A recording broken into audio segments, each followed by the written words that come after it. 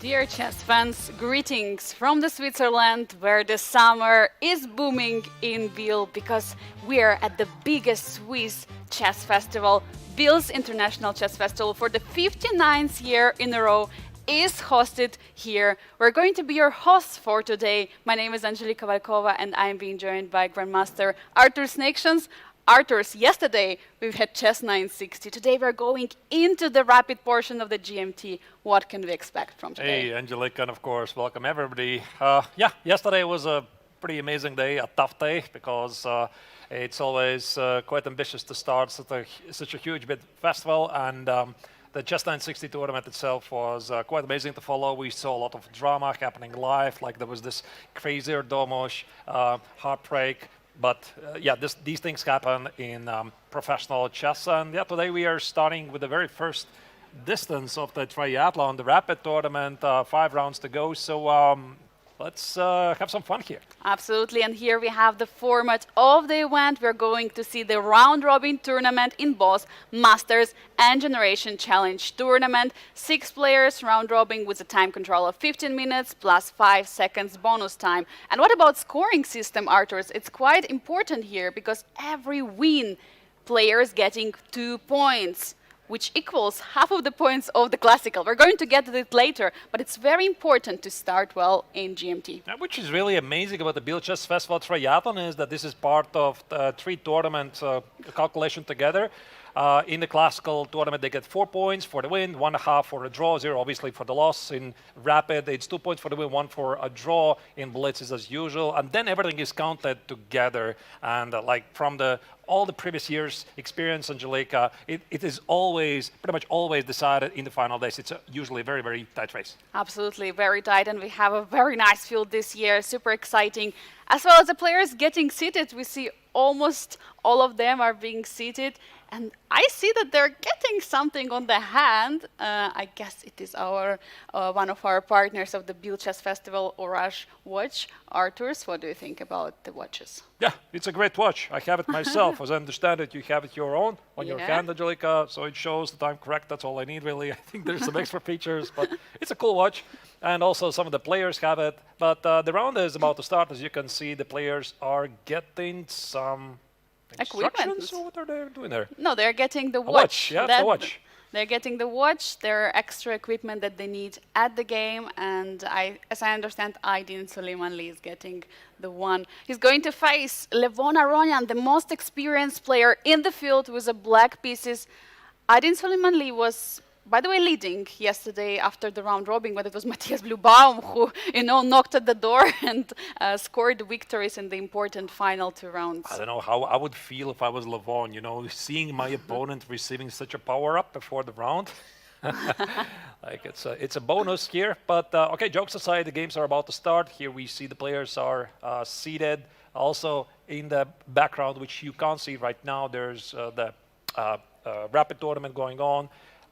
In parallel, the rounds are synchronized and the round is starting. Yeah, the handshake has just happened. We see the first move has been played in the game, Levon Aronian against Aydin Suleimanli.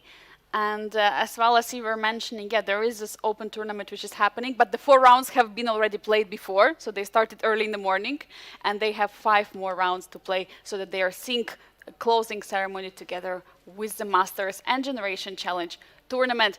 I mean, Arturs, choosing from all the matchups we have for the first round, I mean, who do you think stands out? I mean, yes, against Matthias Bluebaum, is it something what we want to watch since Matthias won yesterday the Chess 960?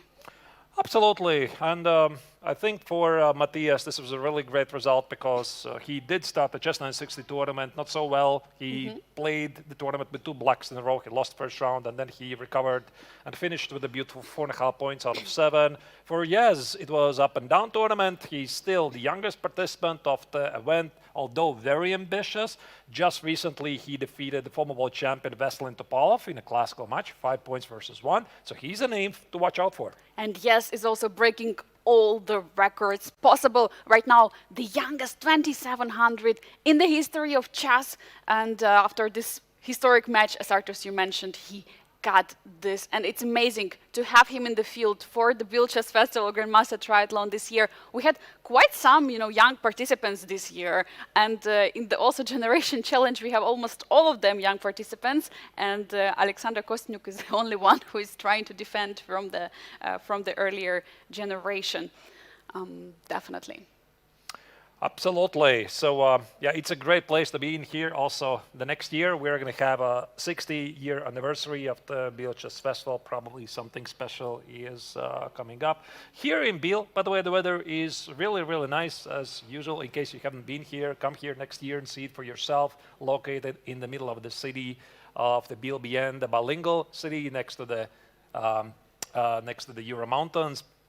Typically, the weather is like plus 30 degrees, etc. There's a lot of tourists. A couple of days ago, we had football fans cheering outside, and yeah, it just feels like a great place to be. Absolutely, amazing place and perfect place to be in the middle of the summer, and definitely, bilingual city. They both speak German and French.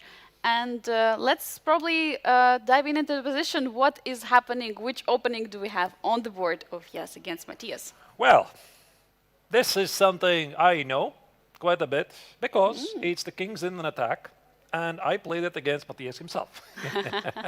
We did this, I think, in 2021 FIDE Grand Swiss, and I see that here Yes has played a rather unusual move. Knight e5 quite early on. This is something I don't necessarily recognize. And Matthias also in our game, he played this early a5, a4. So you can see Black has rapidly advanced the pawn at the queen side. It's very, very deep stuff. Pretty much at the highest level, very strong grandmasters do this. They try to grab a lot of space at one of the sides while not defining placement of the pieces, and then try to, improvise on it. And move. So pushing the pawn to the e5 square. Artur, what is the difference between pushing the pawn to e5 and now bringing the knight to e5? What is he trying to do to stop development of Black's knight? Well, I have never seen it before. I think it's a very honest answer. So without going so much back in the opening theory here, all of this is pretty standard stuff. And I don't remember the move orders. I played it against Matthias, but it was pretty much exact like this, a5, a4 very early on. And normally, you're totally correct, Angelika. White does play rook e1, e5, knight f1, h4, knight h2, bishop f4, etc. Engine says it's not a big deal, but in the rapid game, it's very easy to play. But this knight e5 is something really new. And I have seen this maneuver in some Neo-Catalan lines, but well, Engine says it's playable, and definitely it's an element of surprise. Definitely, I just checked, there have been not a single game in the database of chess.com, and maybe there is more if we're digging deeper and, maybe some correspondence games. But according to the chess.com database of the Masters game, it has never been played before. Might be a novelty, played here at the Biel Chess Festival, and it's amazing to start, with such an improvise at the first round. Yeah, what I love about opening theory, how chess is developing, is that the common understanding that you have to fight for an opening advantage is rapidly changed because pretty much Black is doing all right in most of the openings. It's basically impossible to prove an advantage. So lately the trend is shifting towards, I just want to get nice and simple position where I have simple plans. So that's why, once again, the King's in an attack is returning to the highest levels at knight e5. This is just brand new twist. And I think that queen c7 probably surprised here White. And is he going to play f4 here? Because in the King's in an attack, I don't think they typically include this move. Yeah, f4 looks like a move that opening also diagonal to the king. The other move which defends the knight is also knight d to f3, but I'm not sure if it is something what Yes would like to do, because then there is no longer f4 move possible. Yeah, maybe let me explain why f4 is not really such an automatic move, because I think most of the chess fans, they would just blitz it out immediately. The point is, in the King's in attack, when you have the knight on f3, you do play this e5, h4, knight f1, and bishop f4, where the Daxwa bishop is one of the most instrumental pieces to go for the attack. And yeah, sure, f4, it does make sense. It secures the knight. It gives you the feeling you have a pretty nice small center there, but it also blocks your own bishop here. That's why it's not so obvious for Erdomus. I'm wondering, can white take on d5? Because then the rook is going to defend the knight on e5, and the next move you can play knight d2 f3, or you can be flexible and just play knight d2 f3 first. Sure, I mean, you can do that, but I think he wanted to get a better version of the king's in an attack. So this queen c7 is pretty smart. Let's say black would have played, for example, knight c6, which is probably not very accurate. I think this is what Erdomus wanted, to play e5, knight e7, knight f3, still go for the typical ideas of the king's in attack at the king side, but at the same time, for black, it's much harder to organize the counterplay at the queen side. Yeah, that's definitely it. But also black traded, one pair of knights, so there should be no longer the space advantage. But he goes for f4. He goes for it. He did it. Okay, this probably means that he is on his own, and we can most likely estimate that this is a pretty balanced game. The engine slightly favors black, but I think that it's a good idea that we also check another game. Maybe if I would have to select a game, Angelika, which would you like to follow? I mean, definitely, I would like to follow the game of the winner of Chess 960, Marco Materia, because he won Generation Challenge. Yeah, let's just dive in immediately to that game and see what is happening, because he's facing Václav Finek, who was also not so far away from him. Let's go. Okay. And we have some sort of a Catalan on the board, where you see white has given up the pawn on c4. All of this is pretty standard, and I think that there's a general understanding between the chess fans. If you're playing the d4, c4 lines, the queen's gambit accepted or declined, you should be mentally ready to give up the pawn on c4, or you just do not play the line at all. Black has captured the pawn on c4 and retreated, and white says, okay, you got it, but I have a lot of activity here. You see, you have well-positioned pieces. There's some pressure here at the pawn on c6, and black is facing a dilemma. Should he defend it or give it up and try to trade it for some favorable trades? What would be your choice if you're playing this position, Arturs? Would you give up the pawn? Well, I'm a greedy guy. I think I would try to keep the pawn as much as I can, but at the same time, I think you have to be really careful about it, because you don't want to be passive. For example, I'm talking about moves like bishop b7. You defend the pawn, but it's at the cost of your bishop, and then white could maybe in some lines, part of my silly arrows, go for some kingside attack. So that's why it's not really so obvious, and I think it's a great practical choice here by the young Czech grandmaster Václav Finek. What about queen c8? My idea is that I don't want to block the rook from a7 so that it can always join. Ideally would be queen c7, but queen c7 would block the rook. So yeah, just to defend the pawn like this with a queen. Yeah, queen c8 looks logical. Rook c7 looks logical.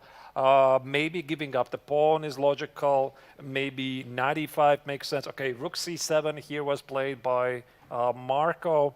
And I was obviously following both of them playing yesterday. I don't really know them so well. I know that they're really great young stars from France and Czech Republic respectively, but I really like some of their decision making, especially of Marco, how he treated the chess 960 positions, and you could see that they're artists essentially.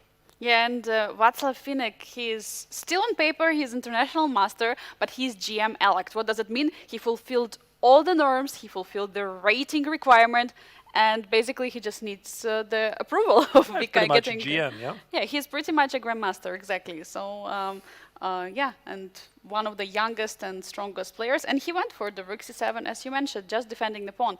Arturs, while we were discussing this game, something exciting happened in the Masters. It was game of Levon Aronian against Levon Aronian against Aydin Suleimanli. There have been some pawn pushes on the king side, some h4, g4. Of course, these are also the moves in the Sicilian, which we have, we have these moves like h4, g4 for quite some time. It is the game in the question is on the top left corner, dear viewers. Knight b3 have just been played, targeting the queen, but this h4, g4 moves starting an attack on the king side. I mean, but the kings are not castled yet. What do you think about it, Arturs? I mean, is the attack going to happened there. Shall we go to the game? Yeah, I mean, it is pretty fascinating struggle in the Open Sicilian. This sort of Keres attack, and this is, by the way, one of the reasons why the so-called Scheveningen setup. By the way, I think I pronounced it correctly. We have our producer here, Big. He's from the Netherlands. Scheveningen. Yeah, I think Scheveningen. no, it's not Scheveningen. It's Scheveningen. You know, I practiced, Angelica. Trust me, I know it. Anyway, so they go to this Sicilian position here after e6, which is quite rare because nowadays the main line is a6 and e5. And I think the last time when the Scheveningen line was quite popular, this was like in the 90s or 80s and 90s when Garry Kasparov was playing against Anatoly Karpov, one of their legendary matches. And one of the big reasons why e6 is so dangerous is exactly because of g4 and why it very quickly develops this king set attack, which goes by the name of the Keres attack. Yeah, and we have already bishop e2 on the board, so idea is defend the pawn on g4, so there is no e5 in the position targeting the knight, defending, attacking the pawn.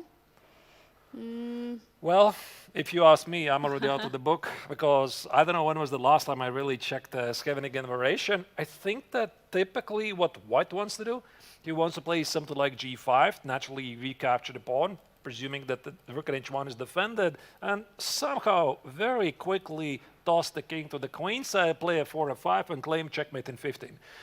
It's somehow working like this, but here bishop e2 is kind of a slower move, but you're right, yeah, it does protect the pawn on g4. Just getting advantage, just getting the space advantage on the king side, and just recalling, how the players, played yesterday. It was Aydin Suleimanli who beat Levon Aronian in his favorite chess 960 format. This is very important game to strike back for Levon, to make a revenge in this position. Oh yeah, definitely Levon is looking for the revenge because he started the tournament with 2 points out of 2. Then this third round game, I think somebody pulled it up on social media where Aronian had to find knight c6. In case you dear viewers missed it, you can go back to the Chess 960s tournament games archive and check out his missed victory over Aydin. It was very difficult to find on seconds, but I mean, we had so many amazing games yesterday. And I mean, what I really love about Levon, he's always so chill. He's here to enjoy the atmosphere. His debut here in Biel and return to Switzerland after so many years playing competitive chess here in Switzerland. It's just amazing to see him here. Yeah, absolutely amazing and crazy that it's only his first edition that he plays at the Biel Chess Festival, playing all the tournaments in the world. He also played a couple of times in Switzerland, and now he's back to Biel. I would suggest to pull up the bird's eye view to check how other games are unfolding and pick another game to follow. What strikes my attention is a game on the bottom right. It is Alexander Kostenuik against Carissa. I mean, the rook just slides into the b7 square. There was a pawn earlier on e6. Something crazy happens, and the pawns are what I'm worried about for white. There being too many pawn islands. What do you think, Arturs? Yeah, that looks really interesting. Also, there are some quite interesting struggles in the other games. Yeah, I'm trying to figure out which one to pick. Yeah, because yes, against Matthias Bluebaum, the game we first started looking at, its top middle board, there is some attack on the king side ongoing. It's tough to decide which game to continue. If I'm going to look at the other games, definitely Vachier-Lagrave against Tong Shao is also a very interesting position there. There is an isolated pawn on the d4.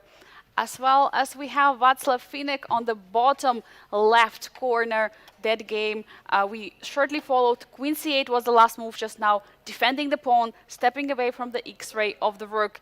And of course, it is the 3 times winner of the Biel Chess Festival, Lim Le, in the top right corner, facing Jose Martinez. There have been some attacks. I mean, similar pawn structure that we have in the position of Václav Finek and Marco Materia. Maybe they had also the same opening, the Catalan.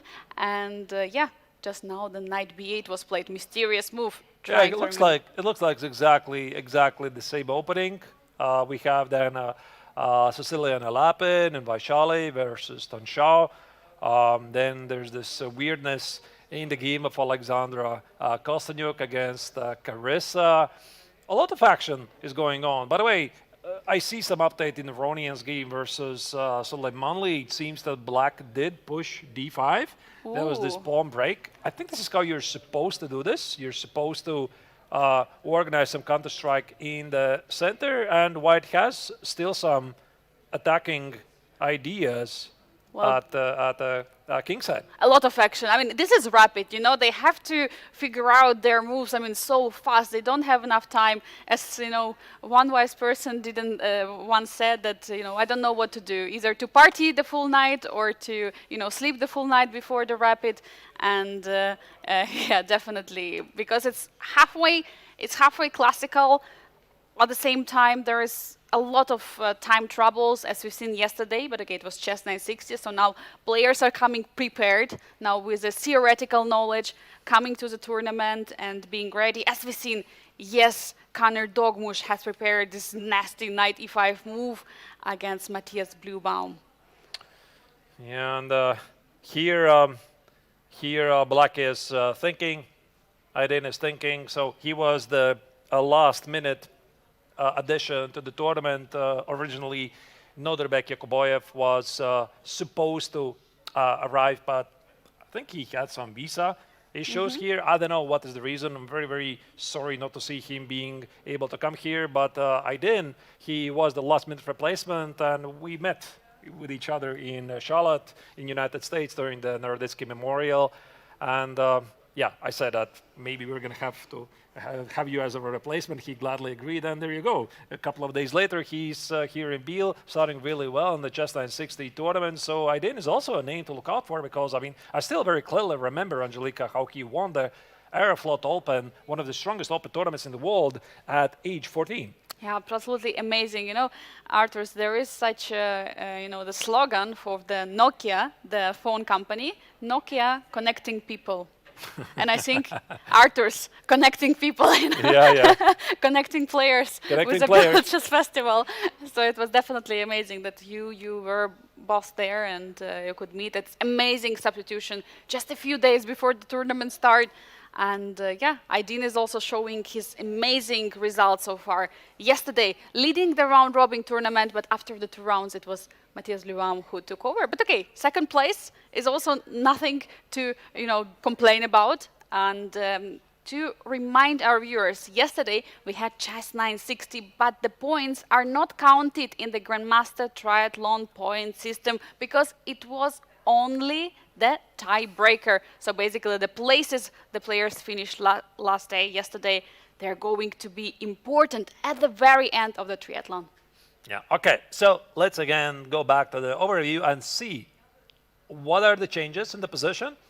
So Roni versus Suleimanli, there's this d4, d5 break, quite typical for Sicilian, and I think that we're talking about the top left corner, where Aronian is definitely hinting towards the long side castle, some g5 stuff, and Aydin is trying to figure out, do I castle the short side? Because you don't castle immediately just to, you know, bring your king to the corner. It's all about the king's safety, and he's trying to figure out, is his king going to be the safe there? But what happened that he played already rook c8, he cannot castle long, so basically his king either going to stay in the center or he will have to castle short, but castling short means castling into attack, so it's, yeah, very tough choice right now for Aydin Suleimanli from Azerbaijan. The update in the game of Erdomosh versus Bluebaum, which started as a king's in an attack but early transposed into Erdomosh's opening. I have no idea how else to name it.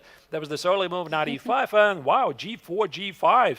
I love this maneuver, Angelika, because I think he is hinting, so we're talking about the top middle board, he's thinking of some ideas like queen h5, rook e3, rook h3, and go for a very direct kingside attack. I love the idea, even though the evaluation bar says it's equal. Well, nobody has taught engines one thing up to date is that it's quite unpleasant to play for black. So that was the idea of knight e5, essentially, to play this g4, supporting with a knight from e5, supporting the push g4 and then g5, and just create some very different type of attack. I mean, I have never seen something like this in the King's Indian being played before. He's creating some new stuff. I think at this moment, I mean, if Bassam Amin is watching the broadcast, if he's following the game, he will be surprised, because as we know, Bassam Amin is one of the experts. I mean, he's playing the King's Indian attack, King's Indian defense, almost in all of his games. So I would really love to hear his opinion on this. Yeah. So Min is really, really great when it comes to this opening, but I have a feeling we are really in a different realm. The game is definitely heating up.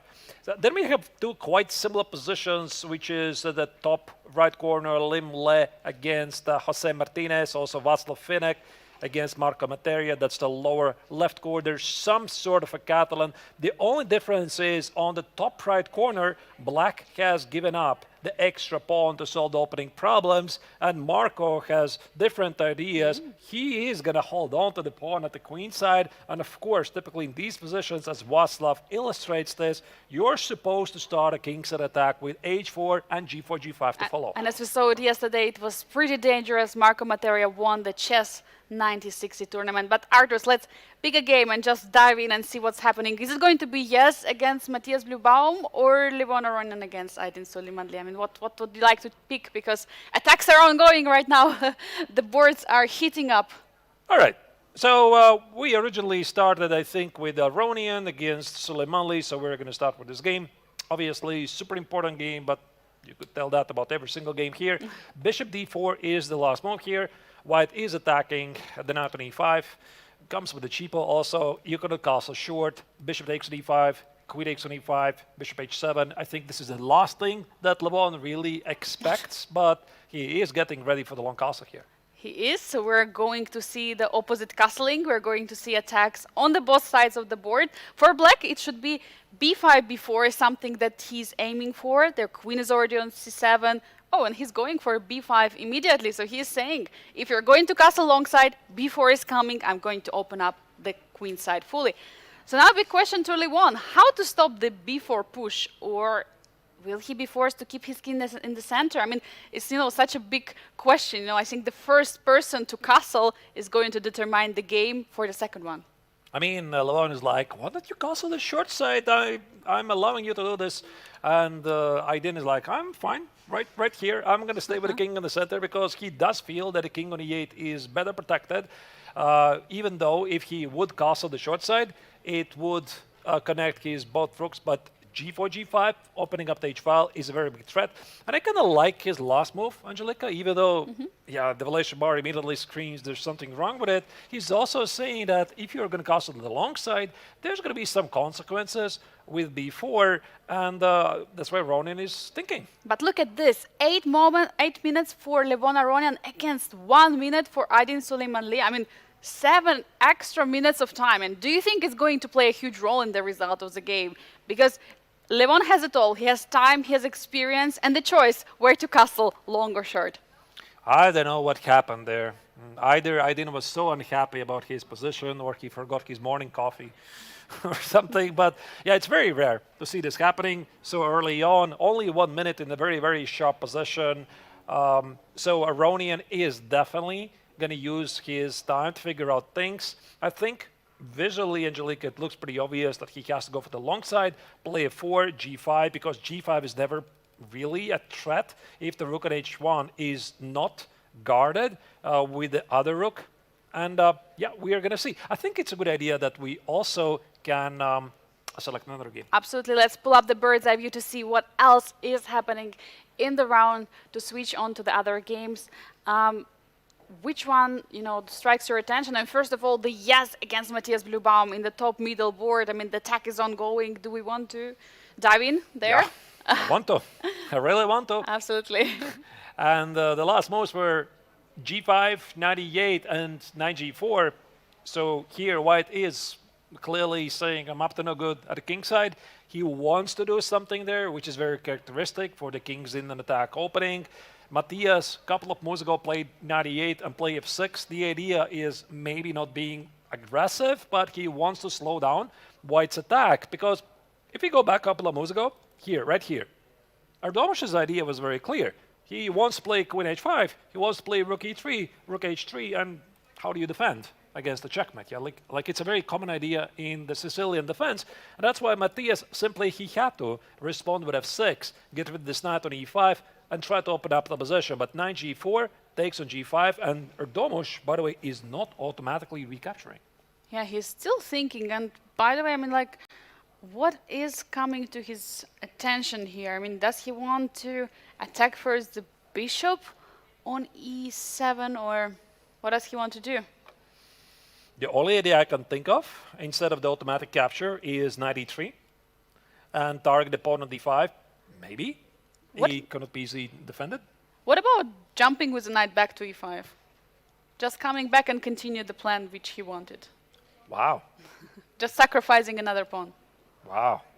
That's an idea. Okay, computer, I see, takes? doesn't like it, but... Oh, I love it. Yeah, queen g4, especially if they're not my pawns. So queen g4, queen e6, bishop f4. I like it. Because, I mean, he simply didn't have any choice. Here you see after f6, he has to retreat to the knight. And after knight g4, f takes on g5. I'm pretty sure, Angelica, he did look at knight e5, but he decided, okay, I'm just going to take the pawn here, f takes on g5, because I can always play knight e5 and queen g4 later. Oh, an attack is going to be ongoing. And by the way, there is no longer going to be the pawn on the g3, but he cannot take on g5. Bishop is defending. So Yeah. the pawn is all defended. Everything is defended. And he's ready to push for g6 at some moment even. Also notice, this is the thing that the engine cannot tell us. Black has some difficulties to continue development, because if he plays knight c6, bishop takes to d5, he's done with a check. If you play knight e7, the bishop on e7 is under attack. If you play knight a6, well, the knight feels weird here. That's why here, Matthias does have some practical problems, and he responded with d4. Offering the bishop trade, I mean, looks logical. He wants to weaken the king of white. But computer doesn't like it. Let's try to figure out why. What is exact problem here? Is there concrete decision in the position?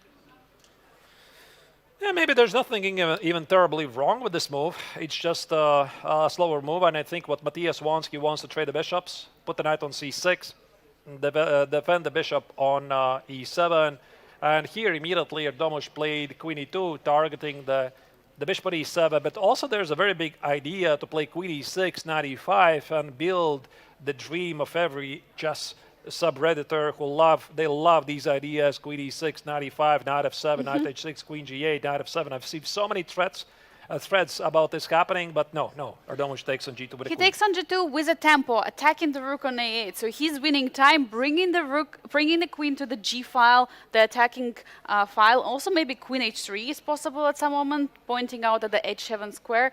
Is there anything else that he has as ideas? Knight h6, knight f6, sacrifice a knight? Something. Yeah, something could be happening there, but probably the more senior threat is this rook under attack. So instead of the automatic knight c6, also rook a7 seems to be reasonable. Walk away from the attack and just in case defend the bishop on e7. I'm not really sure why the engine says white is so much better here, but yeah, maybe there's something going on the king side. While there is a lot going on in the king side, there is something happening in the other game. I would like to pull up the bird's eye view. It's game Vachier-Lagrave against Marco Materi in the bottom left corner. There is a feeling the queen on h5 is almost being trapped. There are almost not a single move for the queen to move. I mean, do you think there is a way to trap it? That's a question. I suppose we are going to find our answer immediately. Queen e4, beautiful centralizing move, hitting the rook on b7. How do you trap the queen again? Because if you play rook d5, there's always going to be queen g6, but maybe black has some problems with the coordination. Maybe white has knight f5, targeting the bishop on e7 and pawn on g7, double attack. Yeah, this could be it. Ooh. Somehow combining the ideas, either knight f5 with the double attack, the bishop on e7, the pawn on g7, or maybe at the right time play g4, h5, what is doing really well. And there you go, Václav immediately blitzed out knight f5. Black is in a big trouble here. The winner of the Chess 960 tournament from yesterday, Marco Materi, had amazing performance in Generation Challenge, but today, in the first round, looks like he's collapsing. I don't see a move, to be honest, because how do you defend the bishop here? It's a very simple attack, maybe bishop d8 or rook e8, but rook e8 jumps under some very unpleasant pins. On top of that, you need to watch out for some g4, h5 ideas. The queen on h5 is so unfortunately placed, and, well, black's extra pawn at the queen side doesn't even feel. It doesn't really matter. The bishop is so dangerous from b2. He's just x-raying the full diagonal in this position. And knight f6, he's giving up a knight because knight on f5 is under attack by the queen. Nice trick. Nice trick. I like it. But the question is, doesn't it still g4? lose by force? Yeah, g4, queen g6, h5, queen e6. I would love to take on c6, but you always, you could even take on c6. There's no fork on e7. Knight g7 is a move. Bishop takes on g7, looks for. By the way, bishop g7 looks amazing here. Oh, bishop g7, just taking the pawn, attacking the rook. How are you going to deal with it? Knight h6, bishop h6 are coming. Ooh, Yeah. so tough. So Yeah, bishop tough to g7 looks handle. like a killer here. And maybe black's only idea is to. I was thinking some knight e4, but no, you can just always take on f8. I don't know what you do after bishop g7 here. Yeah, that's a tough position now for Marco Materia. Looks like he has to try to solve this issue, which, as we see, unsolvable. He cannot. Yeah, cannot make it work. it's unsolvable. Let's maybe stay here for the time being and see how the game is going to unfold. He does take on g7 with the bishop. Also, obviously, the action is rapidly evolving in all the other games. I can see from the overview, every other game is more or less balanced. This one is the most critical one. Here you go. This is the overview of all the 6 games, but let's go back to the action. Rook c8 here was immediately played by Marco, and white is trying to find a way to wrap up the game and get the point. The pawn on h6 is hanging. Knight can take on h6, but then bishop is going to hang. Bishop h6 is also possible at the same time. I mean, it's tough to choose even out of all the moves that white has in this position, because looking like rook on a7 has to defend the knight on e8, e7. Knight on c6 defend the knight on e7. Rook on c8 defends the knight on c6. So all pieces have to defend each other. It's such a position where black pieces are super untangled, and it's not so easy untangled then anymore. And I think here Václav is definitely looking for the way to immediately wrap up the game, but maybe there's no need to rush with things because his position is so amazing. All the pieces are well positioned. He could just make slow improving moves, but the clock, he has only 20 seconds. He desperately wants to wrap up the game, but he doesn't see how. Rook d5. He's just improving his piece and defends the knight on f5. There's some ideas to trap the queen Also with some rook g5 stuff or h5 Ooh. and go for the attack. I love it. Just take on a7 and rook g5. Yeah, it depends really. I mean, knight e7, there's still rook e7 because your queen is under attack. But yeah, ultimately the idea is to play some sort of a rook g5 and pray it works. Too many threats for position for black. Marco is in a big trouble right now. Yeah, I mean, it feels like that this game is going to finish in the victory for white. Okay, bishop f6 was played. Just last hope. Rook d6 h5. is winning, h5 Wow, is winning. Very beautiful. Queen h5. 97. 97 winning the queen. 96. 97 is also rook e7. But winning, Yeah. there is no e7. Yeah, this is a double attack. You cannot save from it. It's still tricky here, especially when you're playing on seconds. You can mess it up because if you walk away with the bishop, you take on c6, your knight e5 might be still under attack, so knight e5. Wait, watch out for knight g4, queen h2, and queen f2 checkmate idea. Some massive updates from the game of Yes against Matthias Bluebaum. I would like to go there. What do you say? Because this was the match game we was it started. Yes against Bluebaum. Let's go. Let's go Let's do there. it. Let's go there. Something, I mean, has rapidly changed. There has been attack. Yes, was attacking, but just now the queens were traded. The queens are traded, and it seems here the a pawn cannot be stopped. The bishop on e5 is so well blocked by the pawn on d4. And we just saw the resignation from the young Turkish player Matthias Bluebaum. Is starting the tournament with a great victory. And look at Yes right now. He's in complete shock. How could it happen? I mean, he was in control. He was attacking. He secured the lead in the opening because of his preparation. But now he's completely shocked. How could it happen? How could he lose this game? Yeah, but let's go back to another Let's go. game. Maybe let me select the game of Levon Aroni against Aydin Suleimanli. There's a lot of action happening right now at the very end of the first round. This is a rook endgame. between two players. Black has an extra pawn. It doesn't look like Aronian is going to get his revenge for the loss in the chess 960 tournament, but who knows? Yeah, who knows, definitely. But yeah, this is a double rook endgames, and the black would always try to have some checks. But black essentially is upper pawn in this position. So if someone could win here, it's Aydin. It looks like there's going to be a rook trade. Okay. Aronian is going to capture two pawns. Black's going to take on h5. I think this game is getting to a draw. Let's go to Limle. Limle, all right. Limle against Jose Martinez. We haven't checked that game. Let's go. And I see that Lim is without a queen. What happened? Ooh, He lost it. he lost it. Somewhere along the way, and here we have white two minor pieces for the queen. Also, the pawn on d5 is quite strong. Engine says that black is easily winning, but still there might be some tricks. Rook c8 here. No, queen d3. The pawn on b3 is also so strong for black. Yeah, absolutely. I mean, the pawn is super strong, and it's so tough to find a way to block it. But black has somehow to bring the rook to the game. Yeah, I don't think it's so easy actually, because there's no rook a1 check. The bishop on f6 defends it. Okay, you make a window for the king, but if I would ask you, how do you make a progress here for black? Not so easy, because the b pawn doesn't move forward. You cannot eliminate the pawn on d6, and you want to get some clarity, but how do you do it? But look what Jose is doing. He's playing h6. His idea is to go to g5. Now the point is that the white squares are opening for the king, and king is going to escape, so rook can join the game on the a file. I'm going to play h5. Ah. I'm going to build you a cage, and here LeBlanc is just moving king g2, king g1. He has a bit easier position, even though Engine says it's dead lost. He cannot really improve his position. He says you have to figure out yourself. Did he figure himself? I think this is the idea. Rook c1, queen e4. Yeah, absolutely. That some checkmate ideas already are in the position for Jose Martinez. Queen e4. Queen e4, rook c1. You need to watch out also for your king's safety, because if you're going to miss rook b8, rook h8, this is going to be bad news. The question is going to be, who is going to checkmate first? Yeah. Queen d3, okay. Bishop b5, no, not easy once again for Jose. I don't see an easy plan once again. g5 is going to be h5. You don't want to lead the last rank, because you might get just checkmated here on rook h8. What about playing h5 and then playing g5, sacrificing the pawn but opening up the way for the king? No, he goes for g5. He goes for the g5, and I think h5 here is going to be immediately responded. Makes perfect sense. Of course, Engine as usual hates it. White wants to play something like g4. Again, build a cage for the king. I think, Angelica, your idea did make a lot of sense. Bishop f6, and black is still trying to figure out, is it going to be rook c1 here with a checkmate at h1?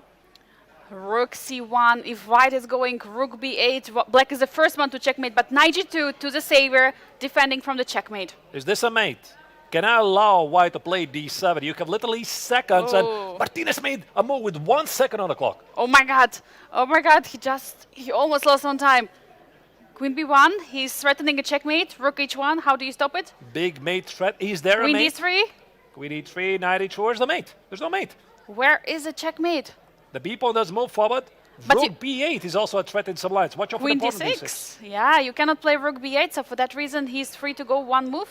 Queen But wait, e4. queen d4? Yeah, I think this is going to be Rook a mate. g1. Rook g1, queen h1. Oh. Beautiful find. Knight g2, queen d3, knight e3. He just repeats the moves to gain some extra time.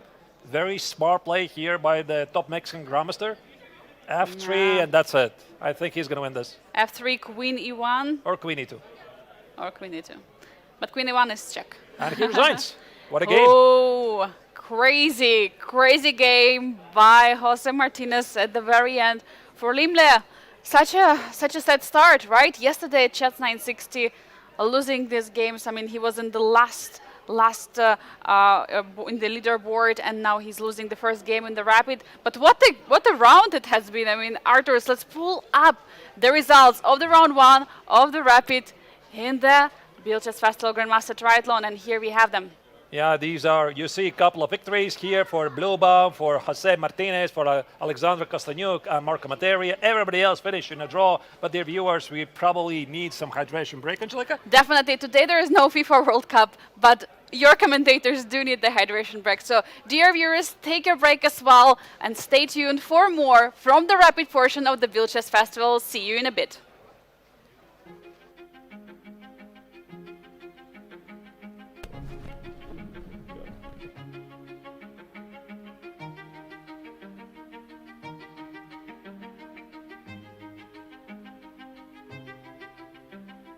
My son was playing chess. I'm not a chess player, I only played a little at school. And when my son was 9 years, he beat me, and so we stopped to play together. But then Mr. Suri, he made the festival.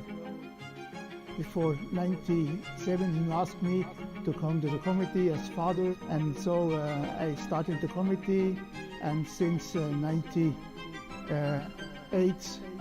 I'm become president of the festival. Yes, we started the festival now today, and we are also thinking of the next year when it's the 60th festival without interruption, and so we are preparing something special.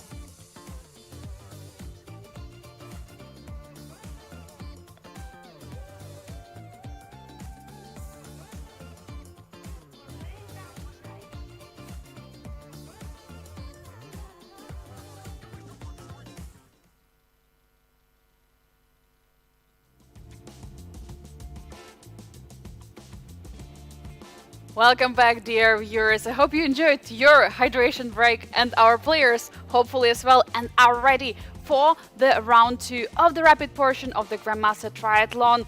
Arturs, what was the highlight for the first round for you?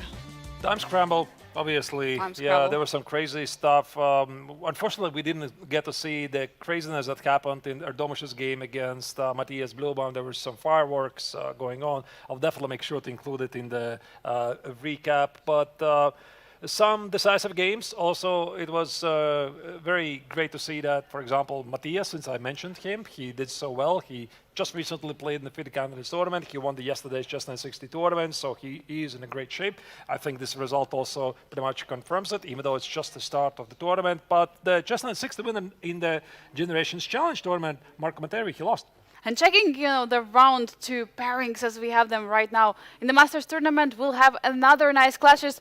Yes, Erdogmush against Levon Aronian, the generation clash, one of the highlights of the round. Matthias Bluebaum versus Limlea, the 3-time GMT Biel Chess Festival winner. Jose Martinez with white against Aydin Suleiman Lee. In challengers, we have Alexandra Kostenuik versus Václav Venek, Carissa versus Vachier-Lagrave Babu, the female clash, and Xiao Tong against Marco Materi. I mean, Arturs, which game are going to start following? There's many great choices. And since we have Matthias Bluebaum versus Limlea on the screen, let's start with this one. Absolutely. And try to delve into it. Here you can see this was the Carlsbad, by the way, one of my beloved pawn structures, and very quickly it transposed into what is this, Angelica? These are some hanging pawns, but they are central pawns, e4, d4. Right. So this was the Carlsbad, one of the most popular openings early on, and without any big analysis to go forward into, white typically goes for some simpler plans, but this is a very modern touch, and Matthias very quickly make a break in the center. But what really amazes me, Angelica, is the speed, how players play it out, and it probably means one thing: they're really, really familiar with this position. Yeah, yesterday we've seen the players taking time even at the first move. Of course, it was just 960. They had no idea about the position, how to develop the pieces, what to do. Today they have rapid, so they had time to prepare yesterday, even before the tournament, and starting with some novelties in the opening, like in the first round, yes, with a completely crazy knight e5. Here we see players fully aware of what is going on because they have been prepared. Knight h5, bishop takes on g6. All of this is done very quickly. The only clue I have here is the evaluation bar, which says that black is supposedly slightly better. Might be still quite early to tell, because very often, the viewers, this assessment comes from like one single line, which you have to know really deep, and even then it just changes to something equal. The blitzing speed continues. They continue play. The castle has just been played. The question is, will white castle short? I mean, the f-file looks open and the g4. Can you trap the knight? I want to. I don't know if I don't know any theory here. The first big question here I would have is, what is wrong by winning the knight on h5? And here there's pretty much the first pause of Matthias. He does not immediately respond with g4 or should castle.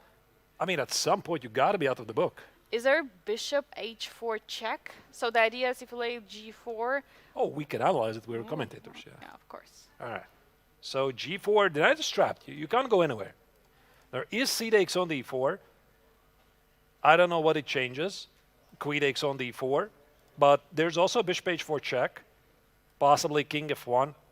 Probably some very deep theoretical discussion here. How about I open up the position here with c takes on d4, see what happens. Absolutely. Opening up the position, and the king of white is in the center. And this position, knight takes. I have no idea with what to take.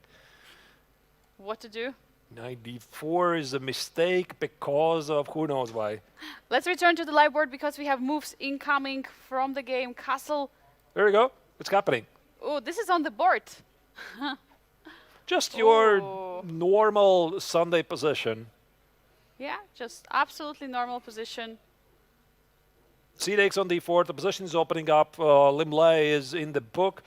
Also, I think one thing we can tell from the decision speed of Matthias, he should be in the book, because I don't think you play G4. You just believe that your opponent is, gone completely cuckoo.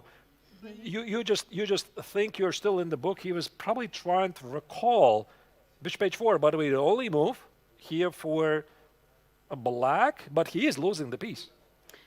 But where do you go with the king? King f1? King f1. After f6, you're opening the file. There's Or king after f1. f5? There's bishop f2. And there's the crazier king d2.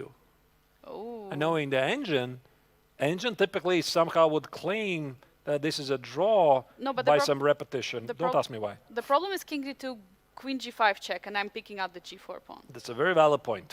so we can rule out king d2, queen g5 check, take the pawn on g4. All right. Bishop f2 looks very human, and king f1 was played. King f1 is No, on the... he's still in the book. He's... And queen c8, just immediately, yeah? With the blitz speed was played, so you can take my knight. I don't care about the knight. No. Oh my god. Very normal. Queen c6, he's getting ready to target the rook on h1. This is what he wants to do. Yeah, not only that, but also queen takes f3, and that's going to be something. Like, let's say if I take it, queen c6, rook g1 is going to be very, very simple and sad checkmate for white. You could do this. And if I play something like king g1, then white has some difficulties with the rook and the coordination. And I wouldn't be surprised if I don't have access to engine here, but I would not be surprised if there would be rook here. But they're like, it's super, super, super complicated stuff. And let's see how the game is going to unfold. But I'm really amazed to see this kind of level of preparation to rapid. Yeah, queen c8. Now Matthias is taking his time. While he's doing so, I would suggest to pull up the bird's eye view and see what else is going on the other boards. I feel like this might be one of the most creative games in the round, but let's see what else is going on the other boards. So let's start maybe what we see from the top left. That's the game in question we just discussed. Bluebaum against Lemle. The top middle board, Domush against Levon Avronian. It is, I think it's some sort of a Beards. I'm not entirely sure what kind of opening is it, but White appears to be slightly pushing as he's supposed to. Top right corner, Jose Martinez against Adin Suleimanli. It's a classical Catalan position. I've seen these positions so many times. White is very solid, but black is probably within the balance. Lower left corner, Kostenuik against Václav Finek. I think it's a Karakan. Wait, what is happening on the bottom left corner? What is going on there? Oh, It's Shong Tao against Marco Materia. let's maybe dive in immediately and try to figure out Oh my god. what is happening. But this has got to be... No, this has got to be some issue. Really? Did White misplay this position? Let me just wind back a bit. Knight e3, rook d3, queen c1, queen c1. Okay, yeah. That's okay. This will be fixed in a moment. Definitely not rook c5 was played. I think let's go back to the bird's eye view. This board will be fixed. I think it's still within the balance. Don't let us fool by the moves. And then we have the Carissa yip against Vaishali, lower middle board, which is some e4, e5. It could be a central opening. By the way, it looks really fun. Wow. Yeah, it looks like a great position. So let's probably dive in there. It's a clash of female players that we have here in Biel, Carissa versus Vaishali. I love it. You know, Angelica, when was the last time I played the central opening? Well, I think I was 12. Oh. So this is one of the most exciting openings I used to play as a kid, just to show you very quickly the opening phase. Yeah, I'm not going to go very deep. Prep d4, queen takes on d4, knight c6, and queen c4.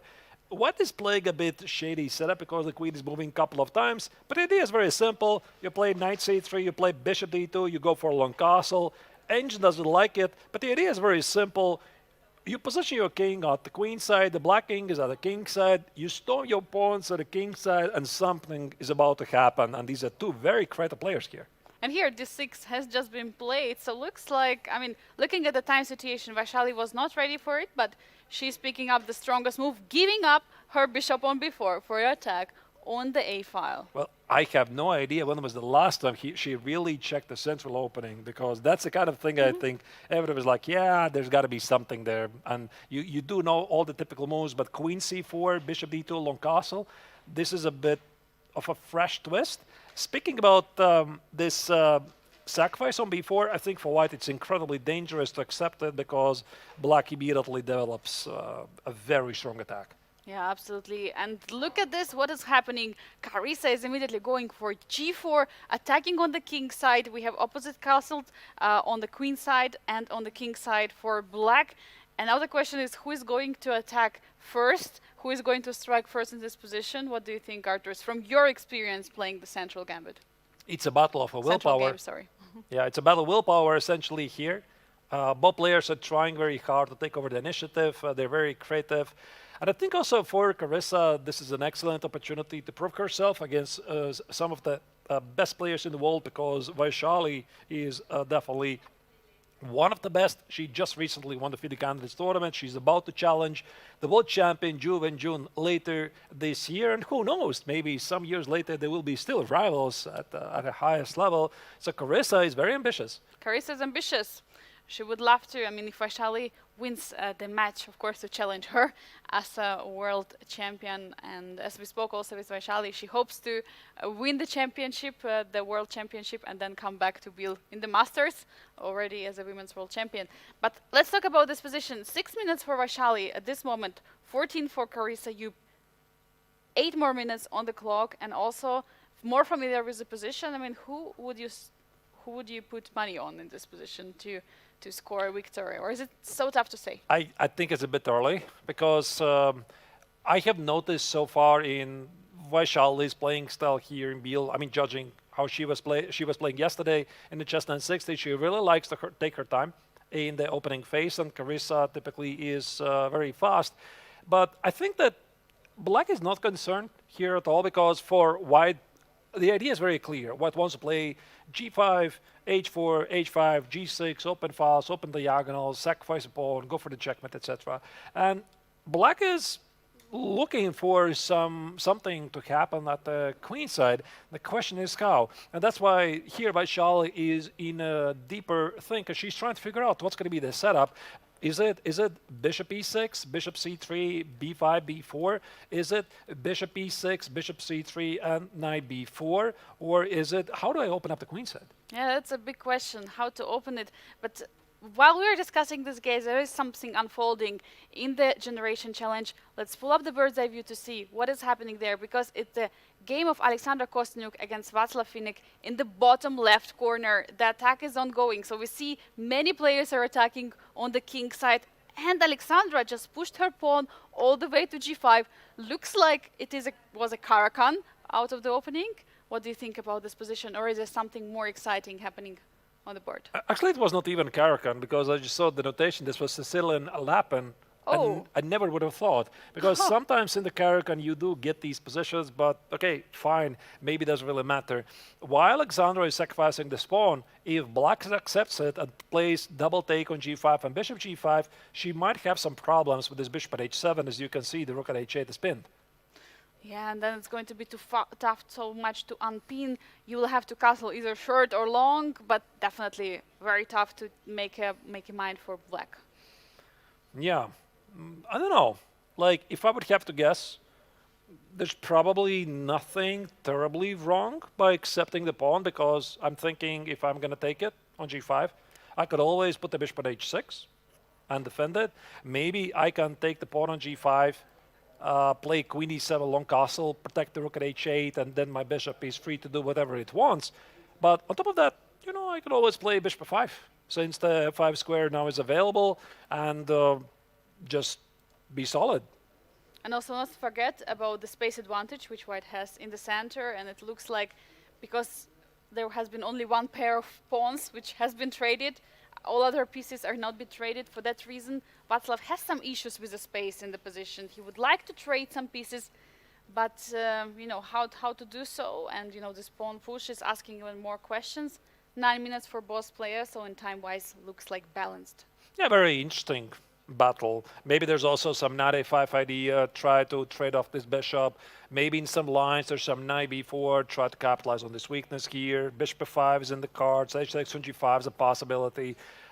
Here Václav has a lot of choices. I think we simply have to select another game. So maybe without going to the overview, I'm simply going to select one game. Which would you choose? Let's go back to the game we started with, the game of Matthias Bluebaum against Limle, because I would like to see what happened. Is the queen on f3?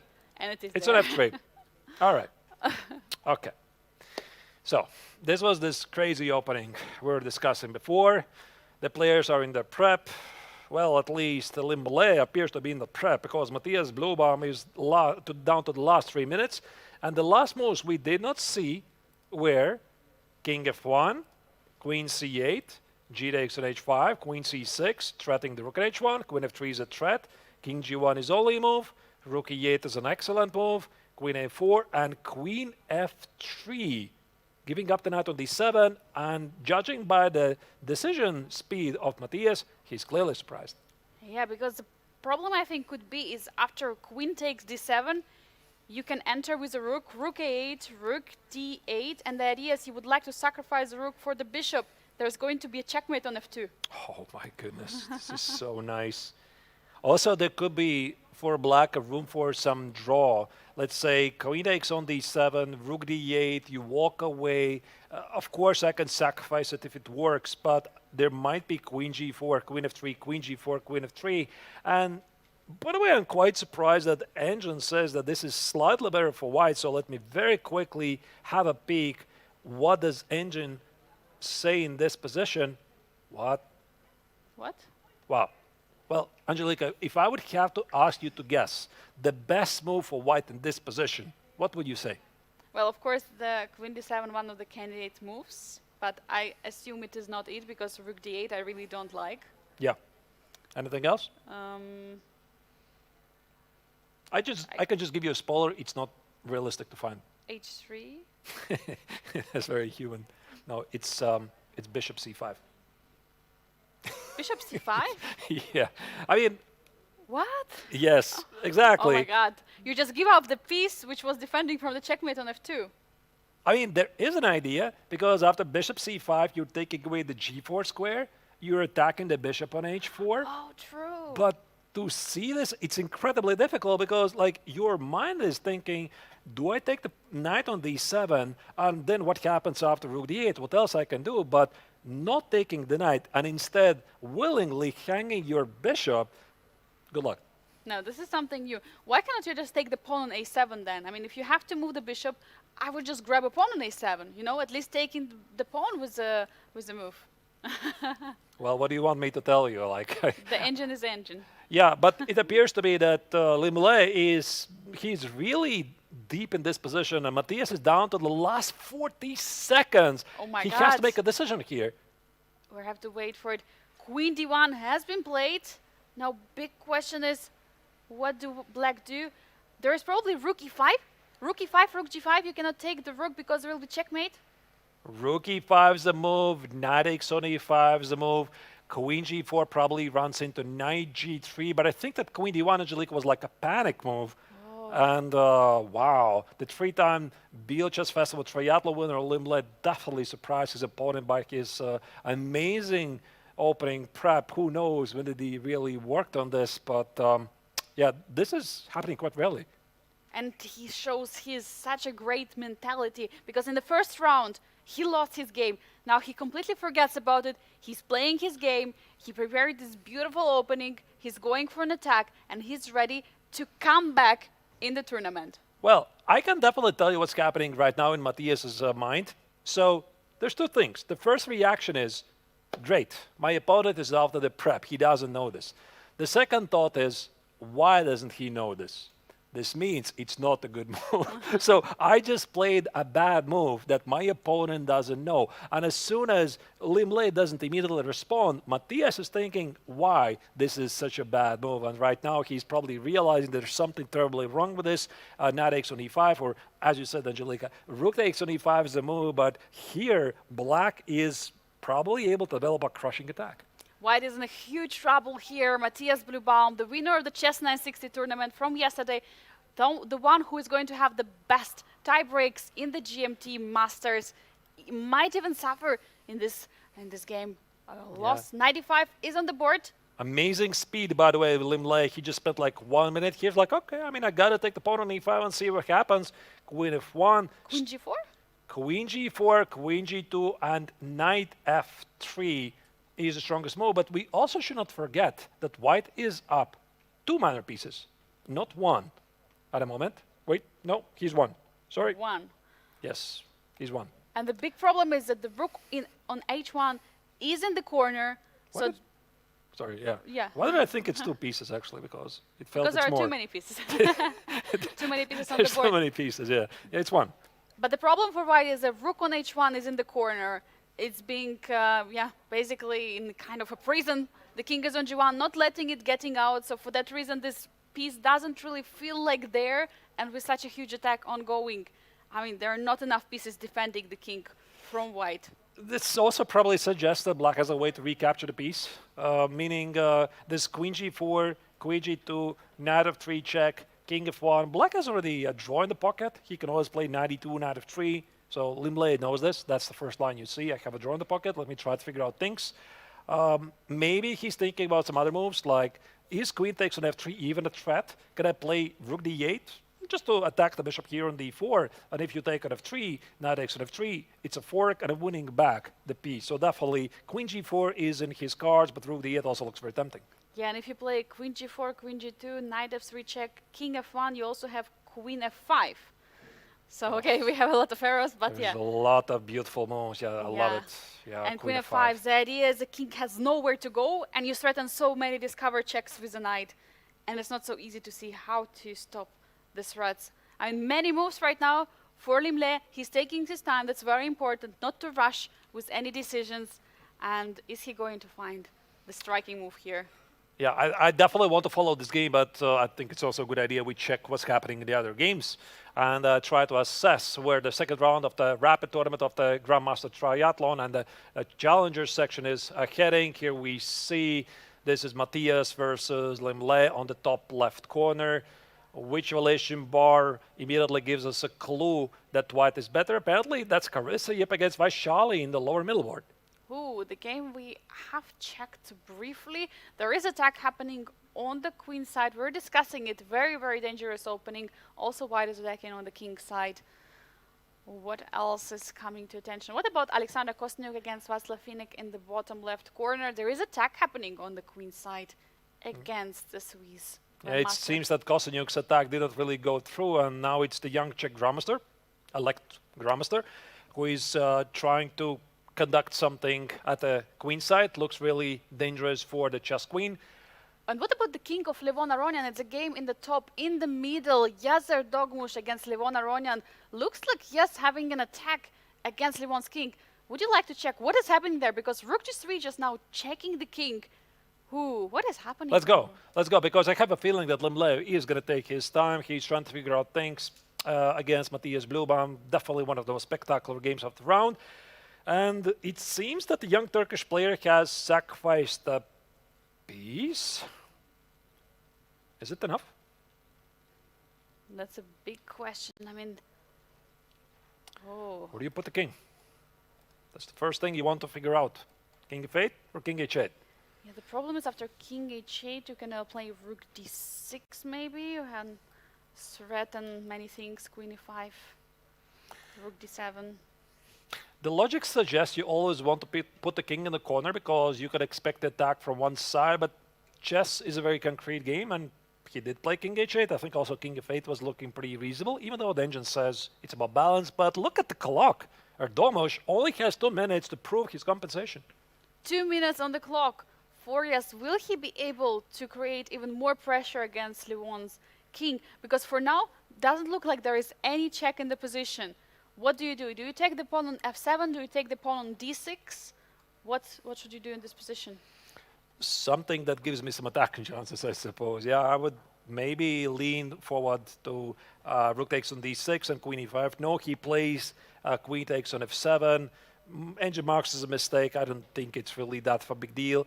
he's one step away from delivering a checkmate. Something here might be happening. The knight on e6 defense, the square on g7, the knight on g8 defense. This square here, rook d6, rook e6 is incoming. The black queen is quite a bit far away, and yet Engine says it's not a big deal. I would like to play queen c7, just coming with a queen back and also offering a trade. All the pieces going into the endgame. Rook g8 and queen e6. I think this is what he wants. Oh, Yeah, and if you play rook e7, still rook g8, and queen e7. Yet the Levon plays it. Wait a second. Why is he Queen allowing c7? rook g8? Rook g8 is something what Yes can now do, winning 2 pieces for our rook, but then he's going to will be down in exchange. Now, one thing is quite clear. He sees this. He did it on purpose. But I find it to be rather strange that Levon did not want to investigate this position a bit closer here after queen b6. Like, I'm going to go back one move. And he still had plenty of time, like 7 minutes and 40 seconds versus Yez's 1 minute and something. And I just checked the engine. Engine says he had to play strictly the only move, queen c5, to keep the advantage, which is, by the way, a very human move. You want to play queen e5, get the queen closer, probably play rook f8. But it has nothing to do with the rook g8, queen e6 threat. It's the same as before. Actually, it's a valid point.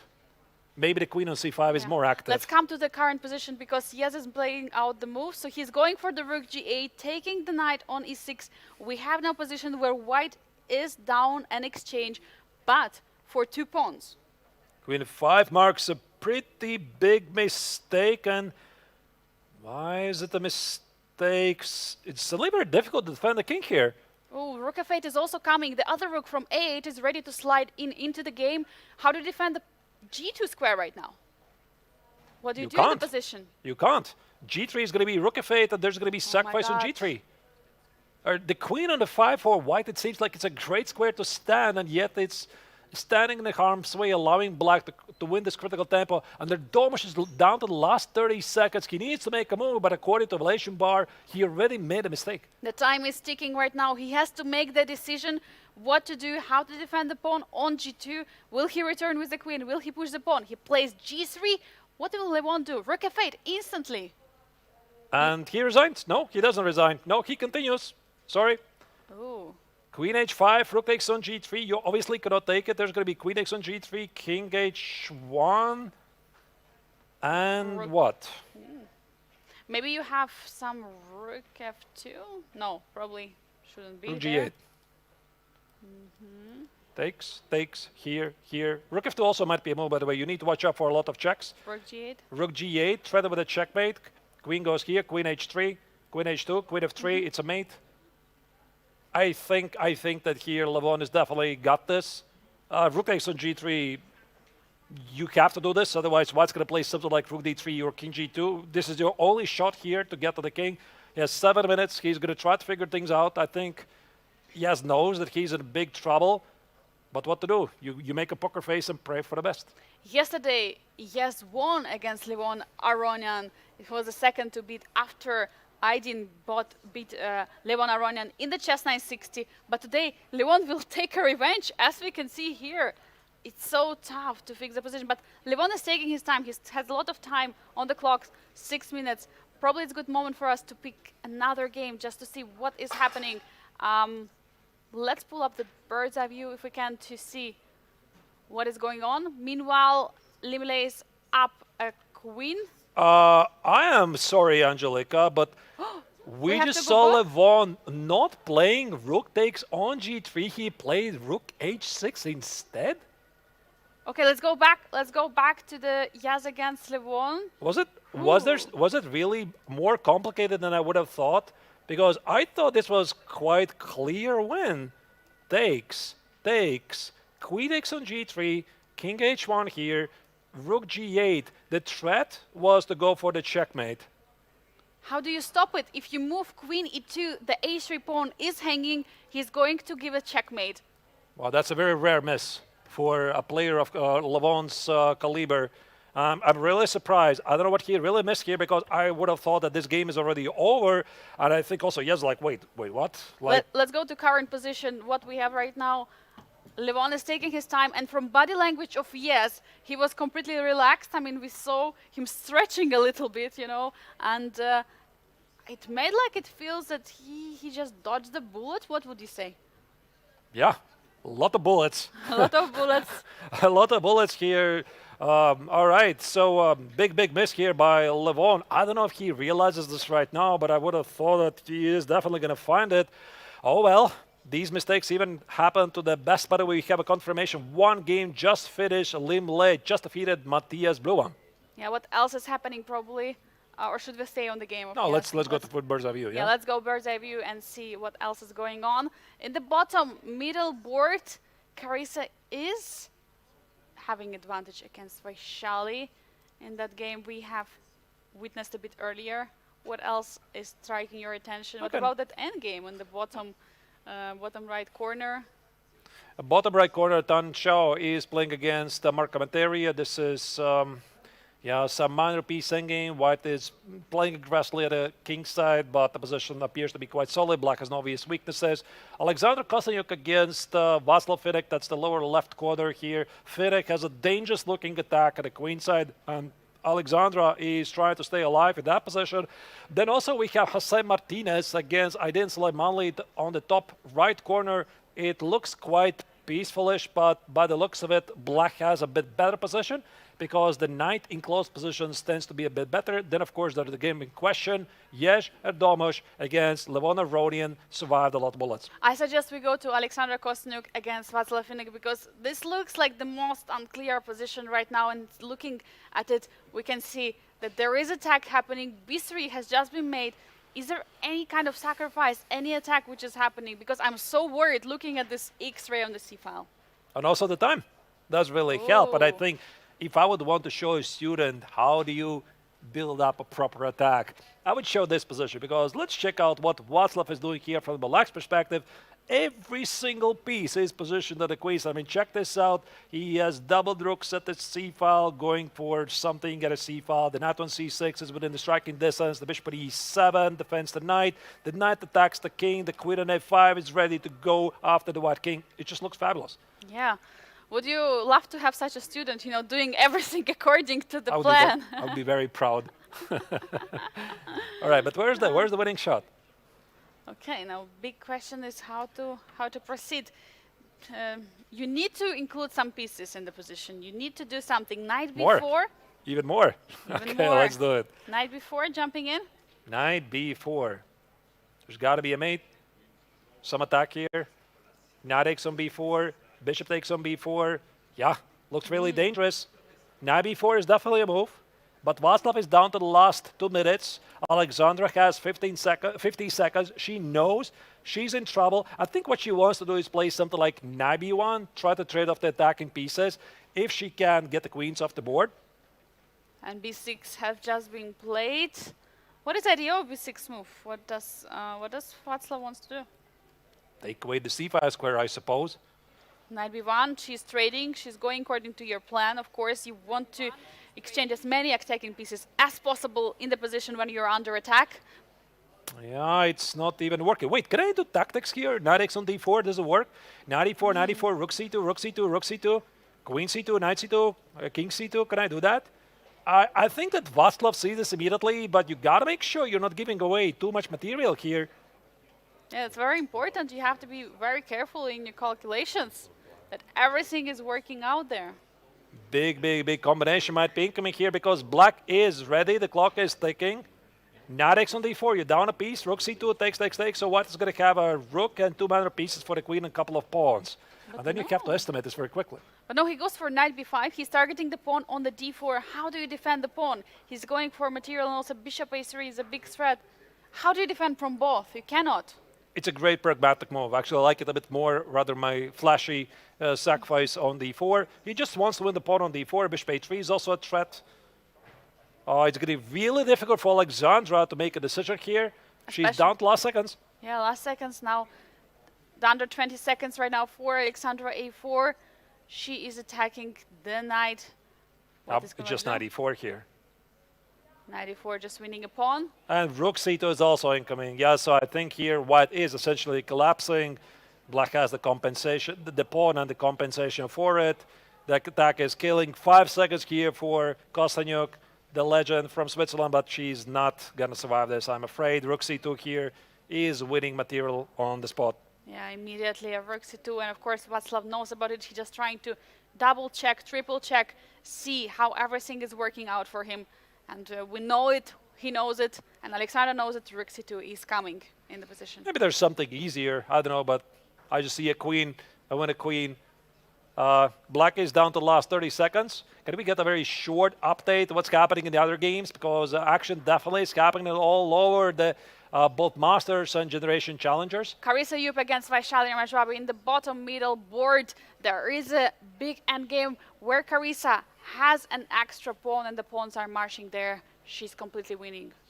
Yagiz Domish against Levon Ronin is still surviving, even though Ronin is still attacking with his heavy pieces at the king side. That's a top middle board. And Kostenuik just lost her queen against Václav Fidek. That's the lower left corner.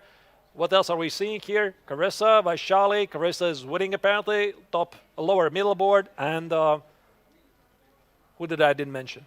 Yeah, we have, I think Tom Martinez Shaw against Lemale, yeah? Marco Materia. The pawn is marching on the b file. Okay, let's decide. Go back to Kostenuik? Let's go back. Let's go back to See. Kostenuik against Václav because things suddenly have shifted. Václav has won the queen, but suddenly White has some realistic chances to survive this because she still has enough material on the board. I think something like bishop e3, and watch out for this pawn on h6. Oh, it's marching. You have to stop it. The bishop cannot stop it because the f6 square is being covered. So queen has to go there. Queen has to defend.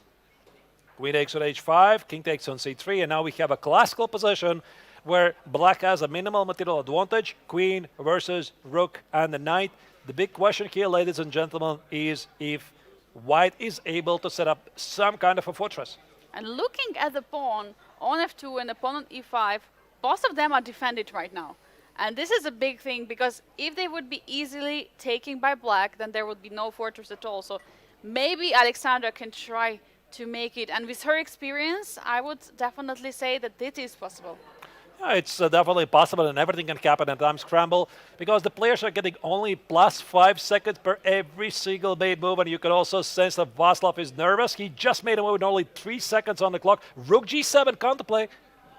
Rook g7 coming in. The pawn on f7 is under attack. The bishop on e7 is a dark squared one, so it cannot defend. Queen has to go to the rescue.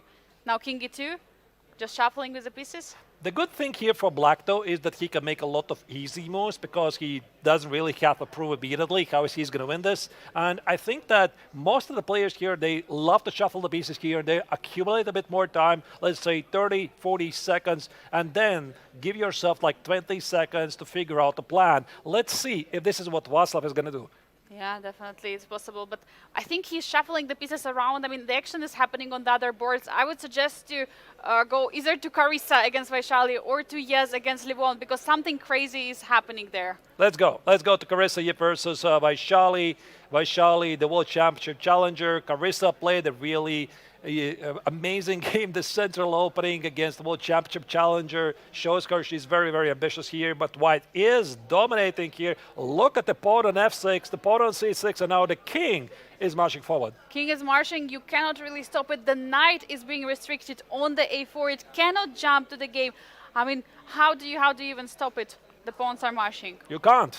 Oh. Or even b6. There's the B6 is resignation. Big, big, big result. Let's go to Yagiz against Levon Aronian. The match is still happening. Yagiz is still fighting in the position where he's down in exchange. Will he be able to secure a draw here?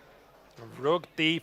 Aronian pressing really hard. Up in exchange for a pawn. f5. Threatening with f6. You should have blundered this. Again, the players are down to the last seconds. Only plus 5 seconds per move. What do? King f7, you don't want to walk into some checks. That's why King f8 is the safe move by the Armenian superstar. But what changed from the previous position we saw? There was 2 pawns for an exchange. Now it's only 1 extra pawn. The advantage of white is being so limited. I mean, the only 1 pawn, it's so tough, especially seeing that the rook is pinned. on the e-file. Yeah, but this can go either way, because if these pawns start to roll forward like king f4, f6, king f5, I have lost in my career so many painful games like this. But yeah, we are going to see how things are going to unfold. Do not underestimate the knight in a time scramble. Watch out for knight c5, knight e6. But of course, Aronian is the one who's pushing here. Yeah, that's a big question right now, what to do. Is there some rook f1 check? By Rook the way, f1. okay, he didn't play it, but I was just wondering because rook escaped from e2, but it doesn't matter. The game is continuing. a4. There goes the a-pawn. Oh. Aronian gives up the pawn on h6. He says, my a-pawn is stronger than the pawn on h6. Capture, capture. Rook takes on h6. King g7. There might be some counterplay for white. The evaluation bar says no. White is dead. Lost. a2, a1, and black is going to put the queen on the board. How are you going to stop the pawn? I mean, yes, he's trying to figure this out, but he has just 10 seconds. Knight f6, is he trying to build up some kind of Something. something? That's why Aronian's checking right now. What is he building there? He's making sure that he's not going to blunder something. g5, g6, rook h7, some mate. Yeah, and now rook h8 check is happening. You have to go away with the king. King g7, and that's it. Here's Heinz. Oh. What a game by Aronian. Incredible game, rematch for the yesterday's game where he lost against in the chess 960. And now let's go back to the only ongoing game, Alexander Kostenuik against Václav Finek. Yeah, so this is the only remaining game, and here Kostenuik is setting up a fortress. Evaluation bar says that it is very close, but definitely if somebody is pressing this position, it is Václav Finek. He played a really beautiful game, and I could only assume, Angelika, that at some point he should have taken the queen and instead just go for the attack. But yeah, it's still a rapid game. Definitely it is. I mean, and you have to make decisions so fast. And of course, and in one day there's going to be classical players who will have to relax, but this is not the moment. They have to make up their mind. Knight on d2 perfectly defending the pawn on f3 and b3. I mean, is it a fortress, Arturs? Do we see it? I have a question to you, Angelique. Do you believe in fortresses? Because Magnus Carlsen doesn't. It's tough to say. It's tough to say. But here, when Alexandra is playing, I'm going to say I believe. I believe. Yeah, I still think that White has some practical issues here, because this is where the king comes. King b4, king h3 gives some sort of a check. The king approaches, but again, do not underestimate the knight. Yeah, and don't blunder any kind of forks. King d5, rook d3 is here. Václav is going to try to crash through the king side. King f4, king g3, king f2. This is why Alexandra plays rook e4. Beautiful move. I mean, check this out. The knight on d2 holds everything, and all that White needs to do right now is just to shuffle the king. Yeah, just to shuffle the king around the knight, and king is always defending it. I think Václav sees now he cannot win any longer. He had chance earlier. He had a chance before. He didn't use it, and now he is going to have to try with the same game, but Alexandra is not going to resign because she knows she can draw this. Rook b4. Okay, that's a move I wouldn't have played, but all right, fine. It doesn't really hurt.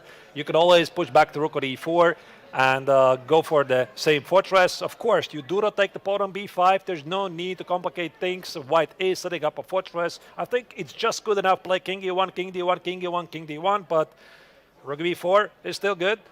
Yeah, still fine. Now just shuffling the rook, the king, and Václav is trying. He's trying to maneuver the king. Yeah, he's trying to bring the king. I assume at this moment all the players from the Open Rapid also already finished. Everyone is waiting for this game to be finished. Yeah, move 80, by the way, was just played, and I checked the score sheet. Move 66, the last capture happened, so this means 15 moves have been played. No, draw. Draw agreed. Immediately. All right. Oh. Amazing defense from the ambassador of the Swiss chess, Alexandra Kostenuik. And for Václav, yeah, a little bit of disappointment, but what to do? This is chess, and that's why we have this rapid, and that's why we're excited about it. Let's summarize what we saw in the second round of the first GMT triathlon of both Masters and Generational Challengers. Here you see the results. Aronian makes a revenge victory over Jerzy Domos after his loss yesterday in chess 960 section. Matthias Bluebaum lost with the white color after a spectacular preparation by the Vietnamese and three-time Biel Chess Festival winner Lim Le. Jose Martinez against Adin Soleimani. They shared the points. Yeah, and Generation Challenge, we have a draw between Alexander Kostenuik defending against Vachier-Lagrave that end game. Carissa manages to score a victory against Vachier-Lagrave Babu from Vachier, a bit of a tough tournament, and a draw between Xiaotong and Marco Materi. And let's pick up the standings, which we have right now in the Generation Challenge. It is, by the way, Carissa and Vachier-Lagrave, as well as Xiaotong, sharing the lead with the 3 points. Alexander Kostenuik is just 1 point behind. Marco Matera is 1 point, and Vachier unfortunately hasn't scored a single point. Arthurs, what's happening in the Masters? Yeah, Ronian is in the charge together with Jose Martinez. Suleiman Lee, Bluebaum, Limble are just 1 point behind. Erdomush has still to score points in this tournament, but once again, it just proves that this is the highest level tournament. Erdomush is still very young. There's still 3 more rapid games to follow in this tournament, and it's just very unpredictable. Absolutely insane round 2. I mean, we have to catch the breath out after it. So dear viewers, don't go anywhere. We are going to continue with the one very nice video we prepared for you. So take a look at it, and we're going to be back for the round 3. For nearly 60 years, the Biel International Chess Festival has brought together the best chess players and chess lovers from all the continents.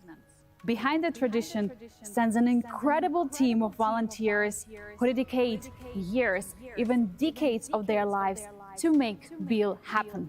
Next year, we celebrate our 60th anniversary. Help us make it unforgettable. With your contribution, you can help us make the 60th anniversary of the Biel Chess Festival truly special, to invite one of the dream guests to Biel and have some surprises. Thank you for considering this, and see you next year.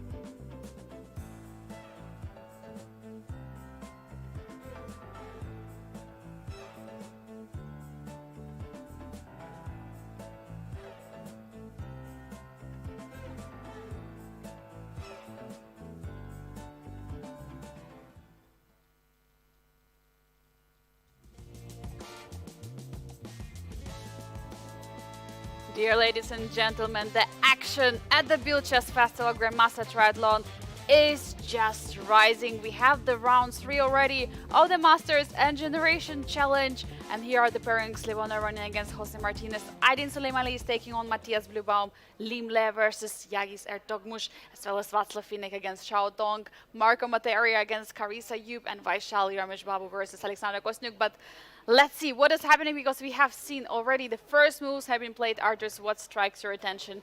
Which opening? Well, we are going to start with the left corner. Top left corner, Ronin against Martinez. This is a classical Sicilian with bishop g5 and queen d2. Top middle board, Limle against Erdomush. It is some sort of a King's Indian defense, even though Erdomush has not yet committed to g6. Maybe he is going to come up with something else. The top right corner, Suleimanli against Bluebaum. It is some kind of a Tarash position where Bluebaum is trying to be aggressive at the queen side. Of course, we're going to check that game. Finek against Xiao Dong. That's a lower left corner. It's a classical Catalan. Queen c1 is a pretty famous maneuver for this position. Then Marco Materia against Carissa. Yep, lower middle board. It is a Benko, possibly might be some sort of a Benko.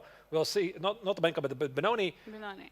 And then we have Vaishali against Kostenuik, lower right corner, which looks like some sort of a Scotch, but it's looking really fun. Yeah, I mean, so many exciting games. Tough to see where to follow, but I suggest Aydin Suleiman against Matthias Bluebaum. What do you think about it? Because there has been some interesting decision in the opening, pushing early c4 for black. We can go to that game and try to maybe explain a bit the reasoning of both players. This is still pretty standard position by both of them. There's some sort of a pawn disbalance. Black is attempting to organize a pawn majority at the queen side, and white is going for some sort of a f3 e4 idea, which is, by the way, what Matthias did in the previous round against Limble. It quite didn't work, and this time he's playing from the black's perspective. Yeah, it's tough really to say, because black has not committed to a lot of moves, and also white is trying to figure out where to place his pieces. Yeah, and also in this position we have the c4 move, which means there is no longer going to be pressure on the d4 pawn. As you're mentioning, this e4 break can be played much easier in the position. But why don't you develop the knight? Why don't you castle? I mean, he's just leaving the development for the next moves. I think it's quite a rare line anyway. I mean, this entire sequence, if you go back from the start, he moves d4, d5, c4, e6, knight c3, bishop b4. I think the black typically here plays either knight f6 or bishop e7 or c5. Of course, bishop b4 is a move, but it's not the most popular setup, and that's why here white is trying to figure out what's going to be his setup. Looks pretty sharp. There's many opportunities. I think we simply select another game. Let's go to the bird's eye view and see what we have other than this game, because I feel like in the top middle board, Limle against Erdomush, there is some nice pawn chain from a2 all the way to d5 has been building up. We were discussing that it might be a King's Indian, and indeed it is. What is that position? I mean, black is attempting to spice up things, because for the young Turkish player, things are not really going so well. In the first 2 rounds of the Rapid tournament, he started with 2 losses. And let's dive into the position. Let's go, indeed. And b3 was just played. And if I'm not incredibly mistaken, this is still opening theory, which probably should not surprise anybody. But the first thing I think everybody's noticing that there might be some potential discovered attack. And like, if you just joined us, I have a question. So why do not I play knight x on d5? Knight x on d5, or even why do not I play knight e4? We can try to figure things out very quickly without very deep analysis. Knight x on d5, knight x on d5. If you take here on a1, you might have some issues with bishop d2, queen a1, bishop a5, and this is the reason why black probably can't do this. And the other thing is knight e4. And after knight e4, it just loses because of the same idea, knight e4, bishop a1, and again, bishop d2, and black is dropping material. Yeah, so this knight on a5 is extremely important in the position. Because of it, black cannot have all these usual tactics which are working out for the king's Indian. So for that reason, yes, has to come up with something else. I mean, not so clear what right now. And also knight on a5 is an issue. What do you do? You need to have some sort of a pawn play, I suppose. This is why you did play knight a5, and I think that Yagiz is trying to choose between there's this idea to play c5, e6, e takes on d5, and you have your modern Benoni setup. And by the way, the one thing the chess professionals, they do know that against the modern Benoni, fianchettoing the bishop on g2 is not the most dangerous setup. That's one idea. The second idea, what he could do is try to go for some King's Indian defense setup with e5, or maybe he's just improvising here and trying to find some other way. I don't think he's really thinking very deeply about the knight e5 or knight e4. Yeah, definitely. I mean, now he's trying to figure out, how to do. And the knight on a5 could be dangerous in quite some tactical ideas. Well, yeah, you have to be a bit careful not to miss bishop d2, and in some lines, maybe this knight a5 is going to be under attack. But judging his tournament situation, he is a pretty poor start. I think that Yagiz is going to go for something sharp, and my money would be on c5. Which, by the way, there's another idea after c5. Not only you can go for the Benoni setup with e takes on d5, but also you want to play c5, a6, and b5, and maybe get some sort of a benko. While we're discussing this game, something else is happening on the other board. I would suggest immediately go to Vachier-Lagrave against Alexandra Kostenuik, because Alexandra's king is in the center and Vachier-Lagrave is pushing her pawns right at the king, starting from the opening. I mean, they both have 12 minutes. What is happening, Arturs? Break it down. Well, this was actually not the Scotch opening I see. This was Rai Lopez with an early capture on c6. Maybe it's not really relevant.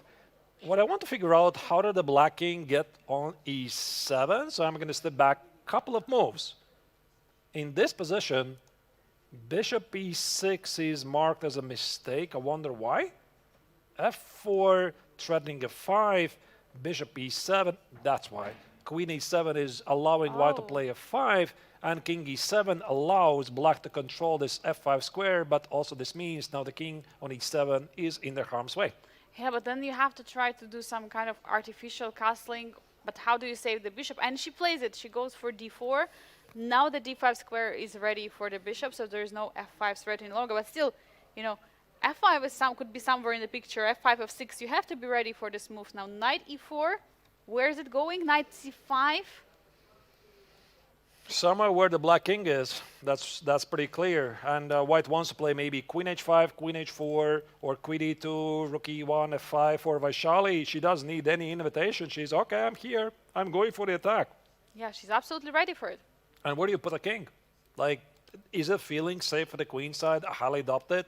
Is it feeling secure the king side? No. I think for the chess queen here, which is Alexandra Kostenuik's username online, things look pretty bleak, to be honest. I think she misplayed the opening, and now she's just trying to figure out. Yeah, black is definitely in a trouble. I mean, too many threats are happening in the position. Bishop f5, she's trying somehow not to allow this fork on c5.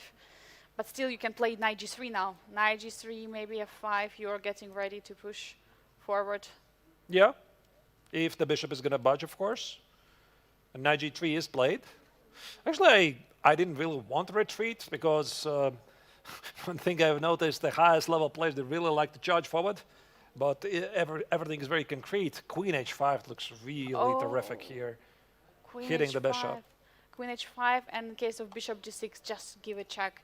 And just push the pawns. I mean, the pawns are just rolling on black's king. How will Alexandra be able to stop it? She's trying, she's trying. She plays this rook h to d8 to artificially castle her king. But will it work? I'm not so sure. You got to give up something here. Play g6, pray that white's going to take the pawn on h7, which is still not a guarantee, and then do what? I don't know, something, get a queen side 6 Just and pray. contemplate. Just pray. Yeah, or maybe play bishop takes on c2, and it's like, okay, if I'm going to go down, I'm going to do it with the music. but the music is playing for white, I'm afraid here. So things don't look really good here for Alexandra. She's suffering here. She has plenty of time to think about it. I think we simply move on to another game. Let's go and check what is happening on the other boards and get the overview of the tournament. What strikes my attention is what has been so much changes in the game of Aydin Süleymanli against Matthias Bluebaum in the top right corner. There is already the trade of the pawn on c4, which was happened, and the king on f2 is for white, as well as a game in the middle, Limle against Dogmush. There was a pawn break on the queen side. Which is very characteristic for the Benko setups, except that white doesn't have an extra pawn on a2. Quite remarkably, the evolution bar still stays in white's favor. We might go back to that game shortly.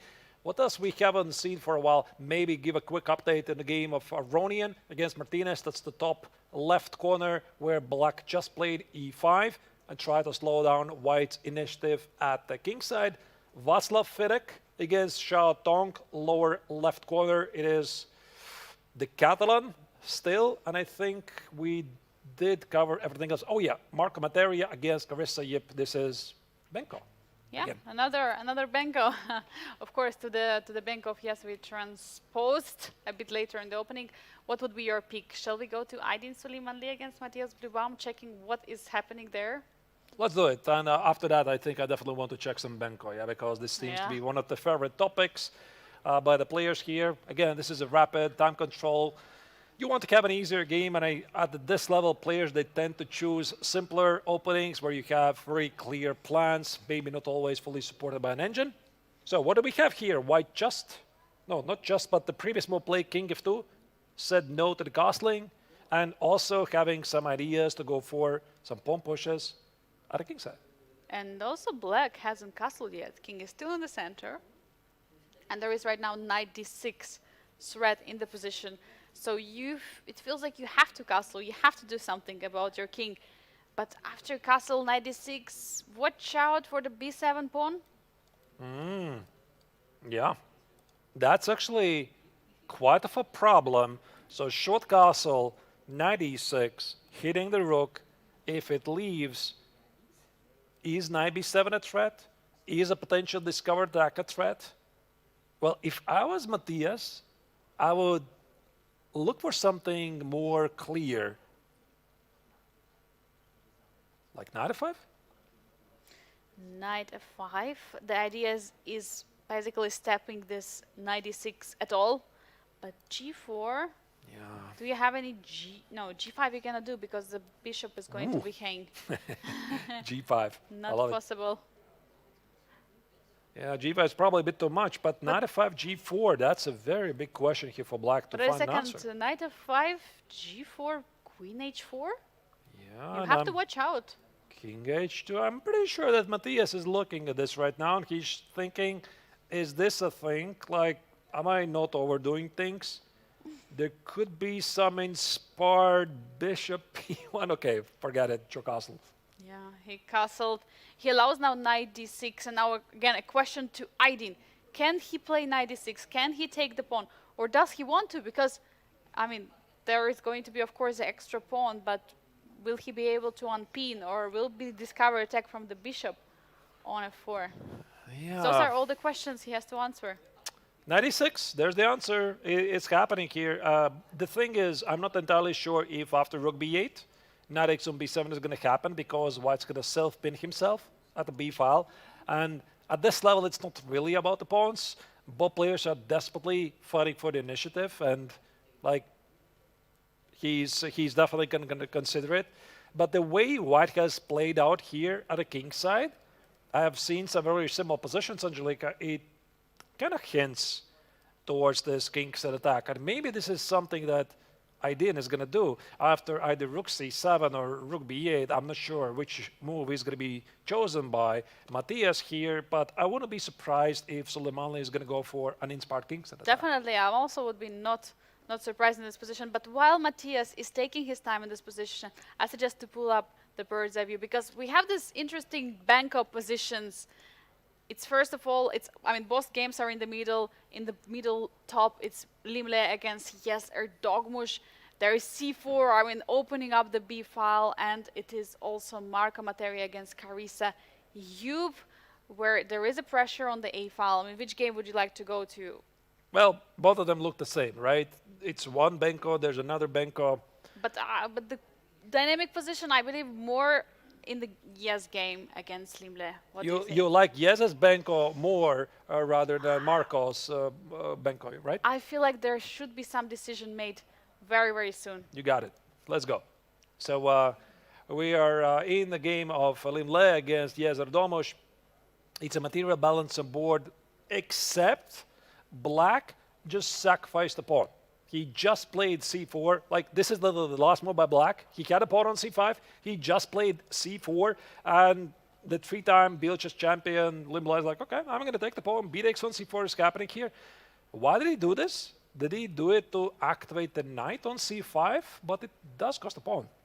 It indeed is costing a pawn in the position, but at the same time, and of course, I mean, Benko, you're sacrificing a pawn for a dynamic attack, for opening up those files. Maybe Yez was like, okay, I'm playing a Benko. I'm not down a pawn. How can I give up the pawn? There you go. There am I down a pawn. Where's my compensation? But jokes aside, maybe he didn't see anything better here if we go back to this position. White just played rook a3. White defends the pawn on b3. White wants to play rook a1. How do you defend the knight? And such dynamic players as Ardomos, as Limle, literally everyone here in these closed tournaments, they do not play most like knight b7. I mean, you keep your pawn, but at what cost? I mean, this poor knight is not doing anything. The poor knight doesn't really have any squares, and I don't even see the way how it's going to be remaneuvered. So queen c7 is being played, maybe potentially also freeing the space for the knight. Knight b7, knight d8, but where is it going after it? Where is it going to go? Maybe he just wants to take the pawn back on c4. Rook c8, knight c4. Now White's idea, rook a1, I think it's no longer relevant because Black's going to play knight x on c4, rook a7, and probably nothing. Queen c8. What do you do? Do you defend the pawn, or you just forget about it? I mean, of course, you can still attack the knight on a5, but it's going to capture the pawn, as you mentioned. It's tough to say. I think that if White gives up the pawn on c4, he literally has nothing here. So my logic would be you defend it, but how you defend it? Because queen e3 drops the bishop on b2 by the rook on b8. Is there knight e4? Knight e4 or knight e1 or some sort of a knight move. Correct. Some knight move, yeah. Just stepping away, and in case knight takes on e4, first trading the bishops, and after that picking up the knight from the... You have to calculate this, Angelica. Oh. Rook a1. Okay, he's attacking the knight, but now knight can simply just recapture the pawn on c4. Did he calculate it? Is he ready for it? Takes. I kind of discarded the line because I thought it's black is fine, but maybe there's a pin. Knight x on c4 and some smart move. Knight d1 and rook c3 something. Is it like this? Knight x on c4, knight e1 and rook c3? Is this what he wants? It is possible because queen is going to be pinned on c7. The knight will not be able to step away from the c4 square. But we see he's calculating. Yes, it's down to 2 minutes, 20 seconds against 11 minutes. Yeah, for look at Limle. the speed. Look at the speed of Limle because like he literally played in a incredible speed previous round against Matthias Bluebaum. The super deep prep. Like here today, Limle woke up and he chose violence. He's like, okay, I'm here for business, right? I had this terrible day yesterday. I want to get things get done. I mean, he won the tournament 3 times. He was not here last year because of personal reasons. So now he's back. He wants to get the 4th title and essentially tie with the all-time winner, Maxime Vachier-Lagrave, who has won Biel Chess Festival 4 times. Yeah, and yesterday he ended up at the end of the leaderboard, but it was just the tiebreaker. The Chess 960 serves as the tiebreaker, so he's having the worst tie breaks. But today he came in the round 1, he lost, but then he decided to speed up. And we see the speed, and we see the position is also looking like a great one for him. And Yes is making a move. Bishop f5 targeting the queen. What is wrong with the move? We see that there is immediate evaluation bar. Gotta be e4. And judging by the evaluation bar, which of course the players do not have, it probably implies that there's something wrong with it? Am I missing something? Some sort of a tactic? E4 and the black is going to sacrifice something on B2 or C4 or both. But E4 feels to be very tempting here. And Yagiz is in a big trouble here. I want to go back one move, Angelica, and see what was the miss. What was he supposed to do? This was the line. Yeah, knight x on C4. I suspected that knight E1 is the move. And Engine says, yeah, this is something you have to do. Black would have played rook C8, rook C3. Black plays rook B4. And it's okay. But I don't know. How? I don't know how it's okay, because like this spin looks so dangerous here, because I'm about to play rook c1, I'm about to play knight a3, and you just do not walk into a pin yourself. You don't want to have this very nice X-ray. I mean, if everything holds on to this rook before move, it's very easily understandable why Yagiz didn't go for it. I mean, it was very tricky to get himself into the spin. So bishop f5, logically, I mean, attacking the queen, but what was he calculating after e4? What is his idea after whites go with the e4 move? Okay, I accidentally have it on the engine, yeah, so I'm going to pretend like it's my own idea. Knight e4, bishop e4, bishop e4.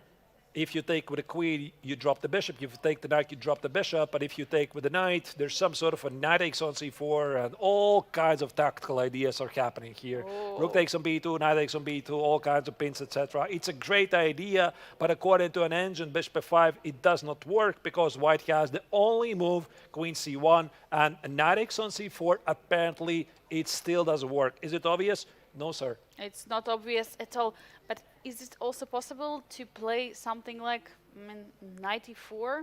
Is it still working? It's going to be more or less the same idea. Rook b2, knight c4 ideas. Knight c to e4, not knight. Knight c to e4. And after knight e4 to take rook the b2, rook b2, queen knight e4. Oh, it's not working. Yeah. It doesn't work. Let me put it on the screen. Knight e4, rook b2, queen b2, knight e4, discovered attack. You see, it doesn't work. Yeah, here things are looking pretty dangerous here for the young Turkish player. I think it's a good opportunity for us to have an overview, right? Yeah, absolutely. What else is happening? Let's see what else is going on in this round. We see there has been some updates in the game. Levon Arona against Jose Martinez in the top left corner. We see some trades and some attack on the queen side.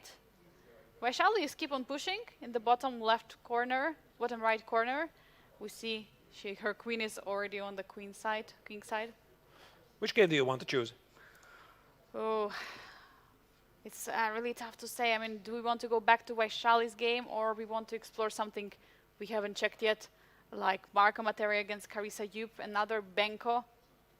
Right, there was the other Benko, of course. Since this is the day of the Benkos, let's go to the other Benko, king g1. This is the current position here. Black has just sacrificed an exchange, so Marco Materia versus Carissa Yup. That's the lower middle board. Now we're full screen here. But Marco has some problems with the king safety. He just played king g1. He wants to play king h2. But the big question is, what happens here with the pawn on b2? Because black wants to play c4. Bishop takes on b2, c3, and I don't like white's position at all. A very interesting Benko where black didn't sacrifice a pawn, but sacrificed an exchange in this position. We have to show this, yeah? Yeah, absolutely.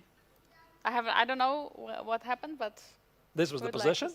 The Benko, knight e5, knight e5, queen d5, knight b6. It's a fork, except black fully expected this.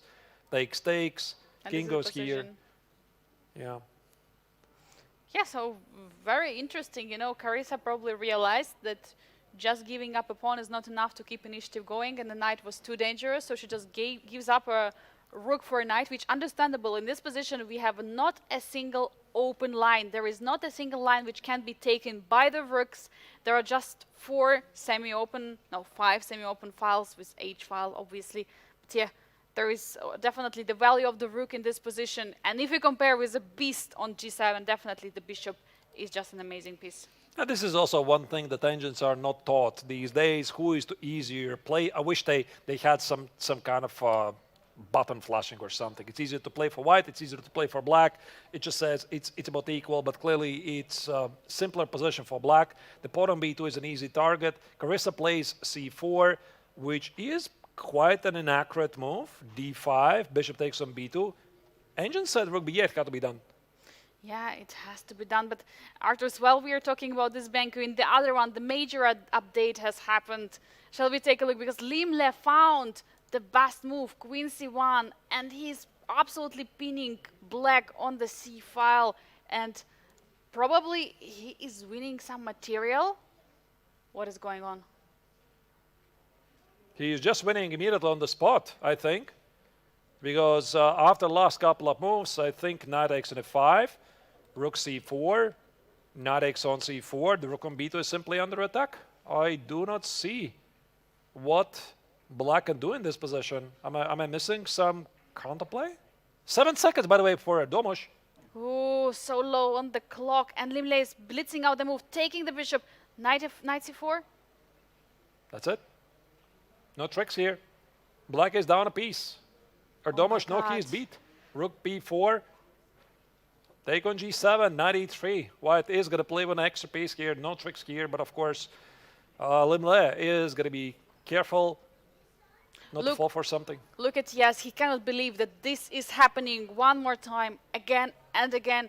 He's in a complete shock. He cannot believe this is what is going on right now. We had yesterday such heartbreaks from him. Today as well again. I think it's the first round. Was it the first round game that he played against Matthias Bluebaum? There was something major going down. I mean, there was a very, very spectacular game where the German star found a lot of difficult moves. And already after that game, it was Domosh was very, very unhappy about it. This is literally deja vu from yesterday's Chess 960 tournament where Suleimanli found this resource after terrific blunder by Erdomosh. There's the resignation by the young Turkish player. It's rough. It's rough, really, but somebody's got to lose, and Limle scores another impressive victory back-to-back. And for Yagiz, it is 3 losses in a row. It feels like this, upsets from yesterday, which he had, are coming into today after the Chess 960. I mean, he lost so many games in a row. Now the heartbreak continues. He cannot forget that game that he lost to Aydin Süleymanli, which was completely winning. We see he's still sitting at the board, completely heartbroken. But the round is going on. Arturs, let's get the overview of the round to see what is happening. And by the way, huge update on Levon Aronian against Jose Martinez. What is going on there? It's a top left corner. Apparently, if my Grandmaster calculations are correct, Levon is down a full rook. He sacrificed the rook for an attack? How did that happen? Ooh. Rook takes on b3, queen g8. He takes on b3. This was not, of course, a blunder by the Mexican player. He's simply simplifying the position here. Queen c4. The queens are off the board. I think Levon is about to resign right here. Whatever happened in the middle game, Levon was going for inspired attack, but Jose Martinez, he found all the right moves. And right now for Rodian, I just do not see any way to continue. Is it bishop a5, spite check here?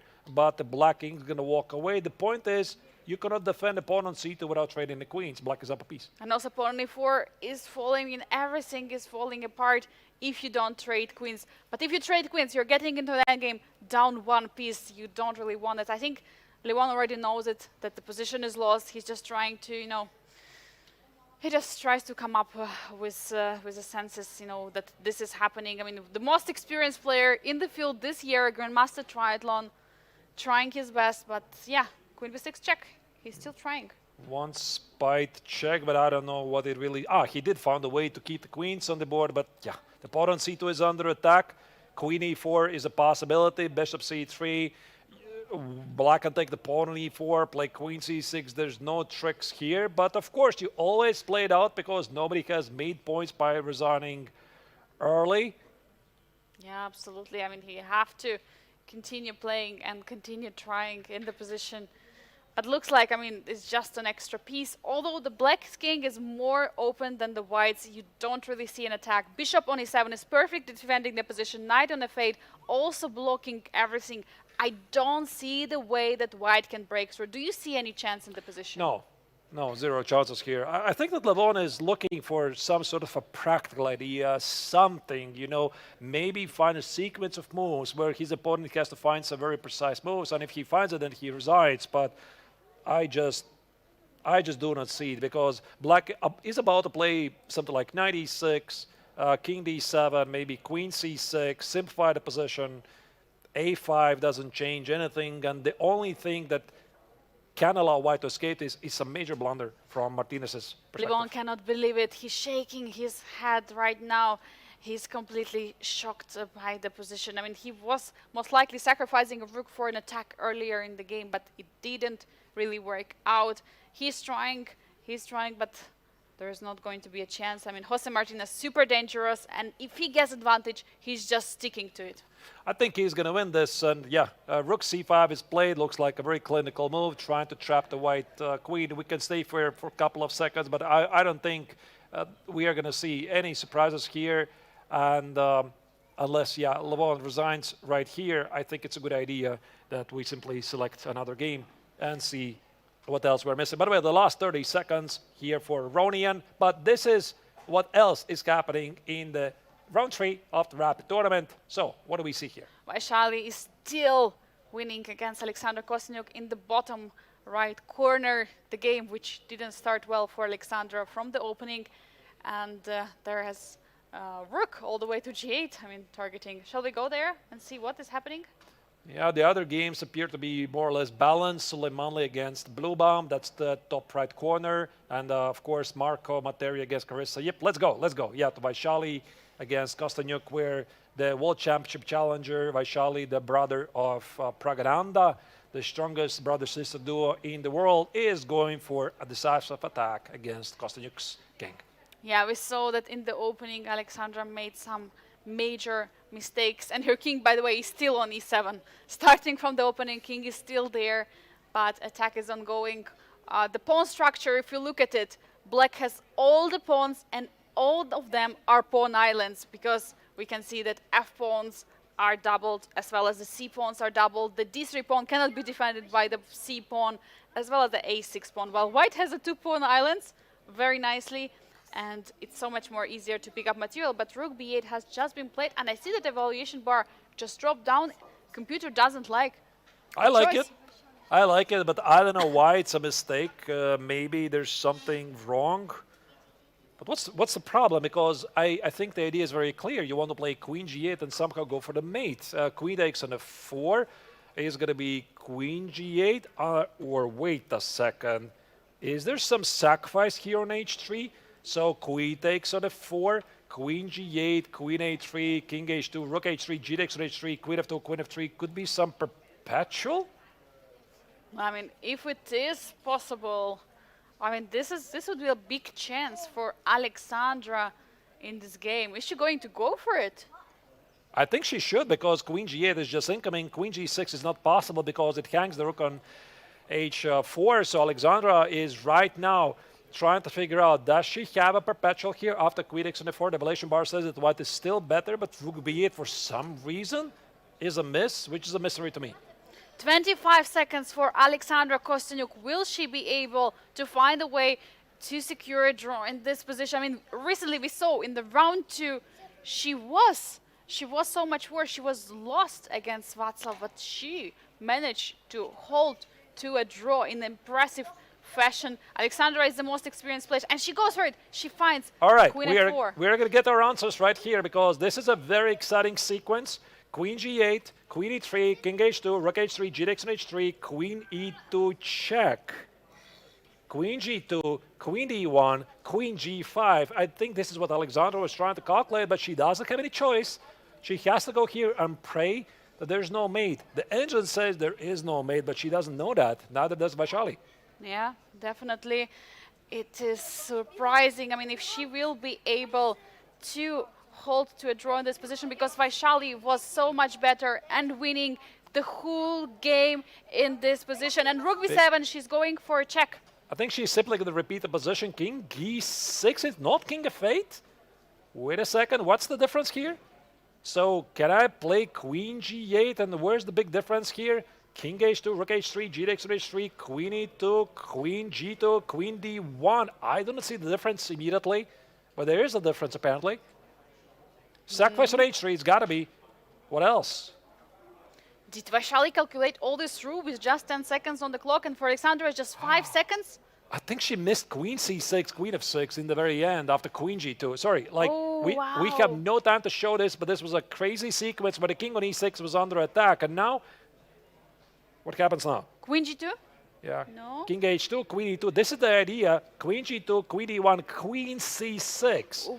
I think this was the idea that Kostenuik missed from afar. Very difficult to spot. Wow, this is absolutely crazy. What is happening here on the board? Feels like a mate. I mean, Will Vachier play it? King g3 is just nuts. You can't do this. Queen g2, there you go. No choice. You got to take on d1. Otherwise, you're just down the rook for nothing. Taking d1. No, she plays f4. What is happening? Queen f6. Wow. Queen c6 check is not possible in the position.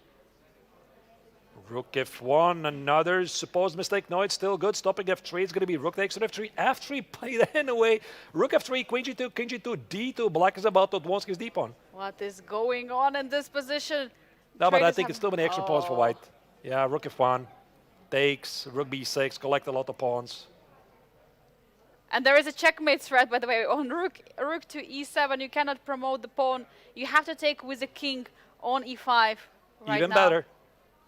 Even better. Yeah, that's a brilliant idea. Wow. How did she find it on seconds, literally? Yeah, There's no absolutely defense. amazing. Check. That's amazing play by Vachier. Trade the rooks. Some checks. It's over. It's over. It's over. Vachier is going to win this. Yeah, well, I mean, it looks like she's going to surely win, but we have some updates from the game of Levon Aronian against Jose Martinez.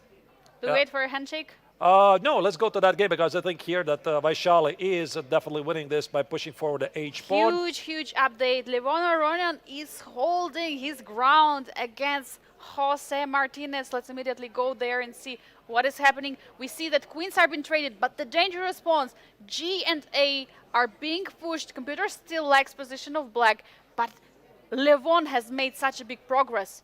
The A pawn just goes forward. A5, A6, A7, rook A1 and see what happens. D3, C takes on D3. White is just better suddenly. Wow, what a crazy turnaround here in this game because Levon Aronian at some point in this game he was down an entire rook. And look at this. 95 has been played. Computer evaluation bar is just going all the way up. What? B5. B5, B6, B7. Are he going to promote the pawn? If he is going to win this is going to be one of the craziest results in the Biel Chess Festival history because I do not remember anyone coming back down from a full rook. It is absolutely insane. I think Jose cannot believe it. Both are down the seconds. Now knight f3. He wants to push the pawns, but no, b6. Levon keeps on. Watch out for the knight check. Knight e4, king a4, rook c4, king a5, king a6, king b7. What is advancing? Yeah, and rook c4 check, but no, king is coming forward. You cannot stop those pawns from marching.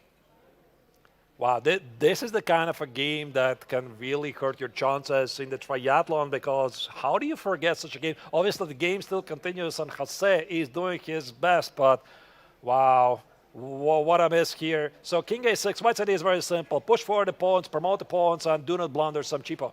Oh my god, and king went all the way to b7. The next move, he's ready to promote to the queen. And now knight b3. Beautiful move, bishop b4, stopping any spy checks. Knight a5, knight c5. A8 is just winning here, and Jose, I think he knows he's beat. He just resigns. Completely shocking result. Jose cannot believe it. Look at him. He's shaking his head. He was completely winning. He was up a rook, then he was up a piece, but it was Levon Aronian who stood his ground and managed to win this crazy endgame. But we have one more game, which is Aydin Suleimanli against Matthias Bluebaum. And, well, apparently white is winning. No, he's not winning. The evaluation bar is jumping rapidly here. White has a far advanced pawn on h7. He's trying to make some progress. And here Matthias is trying to cling for the position. Rook e8. What about the pawn on g5? Can you collect it? G5 pawn looks very weak. Just now F6 pawn was taken. Extra pawn with a bishop versus knight in this endgame. I mean, Rook looks f5, like knight crazy. f3. You can't miss this. What about G4? Oh, g4. G4 probably is also good. Ah, wait, knight f3 was king f3. G4. Can you take the pawn? What is happening if you take the pawn? Take the pawn, knight g4. Black apparently is still safe, but the pawn on h7 is very dangerous. Knight c4. You play rook e3, knight e3. What do you do? Knight e3, maybe? You cannot take on G4 because there is going to be a fork knight e3. But knight e2, targeting the bishop one more time. Attacking bishop, way rook e. Can you take it? Takes, knight b1, e6, knight e2. Just unbelievable how quickly he did this. Oh my god, he's calculating so fast. He found this idea, pushing the pawn. e6, knight e2, e7, knight e4 check, knight e6. Black is safe. It's going to be a draw. Oh my god. It was so close. Or knight c3. Oh. It's I also didn't good. just realize it. I didn't just realize it that it's not working. Okay, he's picking up the pawn. No choice. No King choice g4, what to do. knight e6, king h7. This game is getting for a draw, but what a round as you look at it was. There you go. Official confirmation. Crazy game. Both players share their laughs and they remain in good spirits. Absolutely crazy round that we have. I mean, I was shocked that we could get even crazier games. I mean, Arturs, what has been your favorite here and in this round 3? Nothing can beat Levon Aronian's crazy comeback, being rook down against Jose Martinez. We buried him. We did it again. We said it cannot be done. And guess what? Levon Aronian proves why he's the two-time World Cup winner. He did the unthinkable. He came back from a dead lost position and defeated Jose Martinez for one of the craziest comebacks in the Biel Chess Festival history. Also, here we see the other results. Soleimanli against Matthias Bluebaum just finished with a spectacular draw. And Limble is unstoppable. He just defeated Erdomosh with a lot of time on the clock. Generation Challenge Tournament, we have a draw between Václav Finek and Xiao Tong. It was Marco Materia, the winner of Chess 960 tournament, who scored the victory against Carissa Yub. And Vaishali Ramesh Babu finally scoring a victory in the Rapid tournament against Alexandra Kostenuik. And these are the current standings of the tournament. Arturs, who is leading? Please tell us. What a gift for Aronian. Of course, he is now leading the tournament with 5 points. It could have been completely different here. Limble, the 3-time champion, is just 1 point behind again. It's 2 points for the victory in the Rapid tournament. Everybody else is still within the striking distance. Poor Erdomosh is still having to score points in this tournament, but it's so rough. Absolutely mind-blowing round number 3, so it's a perfect time for us to go on the break. I really need that hydration break right now after all the madness I witnessed in the round. So dear viewers, stay here, don't go anywhere, and we're going to have an interview with Yazer Dogmush, the youngest 2700 in the history of chess during the break. So enjoy it, and we will be back in a bit.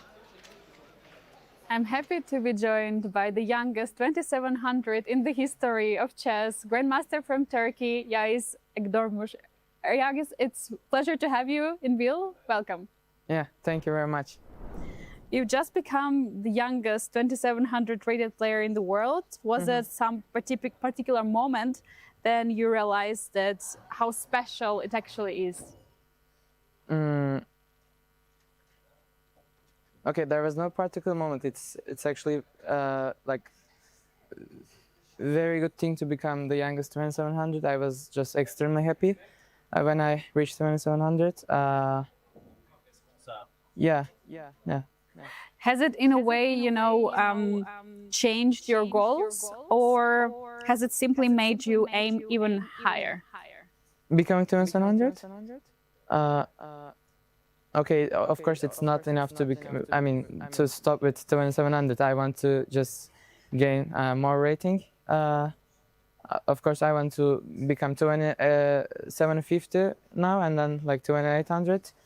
Yeah, of course, I will still want to gain some rating. Of course. Yeah. And now you're at the Biel Chess Festival playing Grandmaster Triathlon Masters. I know the tournament which has all. Blitz, Rapid, Chess 960. Now, how do you feel about participating in such an event? Yeah, I'm very excited to play here. I didn't play chess after Tepesi Yaman. my last game, classical game, was against Carissa, and now, yeah, I didn't play chess for 2 months, and now I play a lot of chess game here. Yeah, we have Blitz, Rapid, Freestyle, and I'm very excited to play the tournaments. And do you have a role model, someone you're looking up to? Who is your role model and why? Okay, Magnus, obviously, because he was a world champion for a long time and he has the highest rating in the history. So it's obviously Magnus. Yeah. And now we're coming to the more funny questions. If you could choose one superpower that would help you during the tournaments, but not during the games, which one would it be?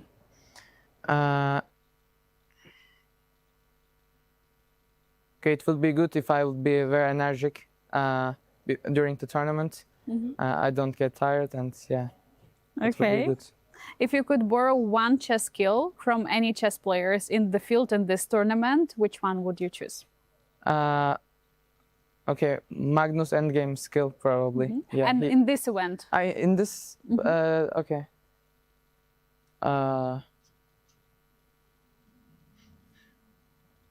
Okay. Maybe Aronyan's experience. He has like a lot of experience. He played against a lot of top players. What is something that chess fans would be surprised finding out about you? About me? I gave 15 kilos in 2 months. Yeah. Oh, amazing. And if your chess style were a movie genre, which one would it be?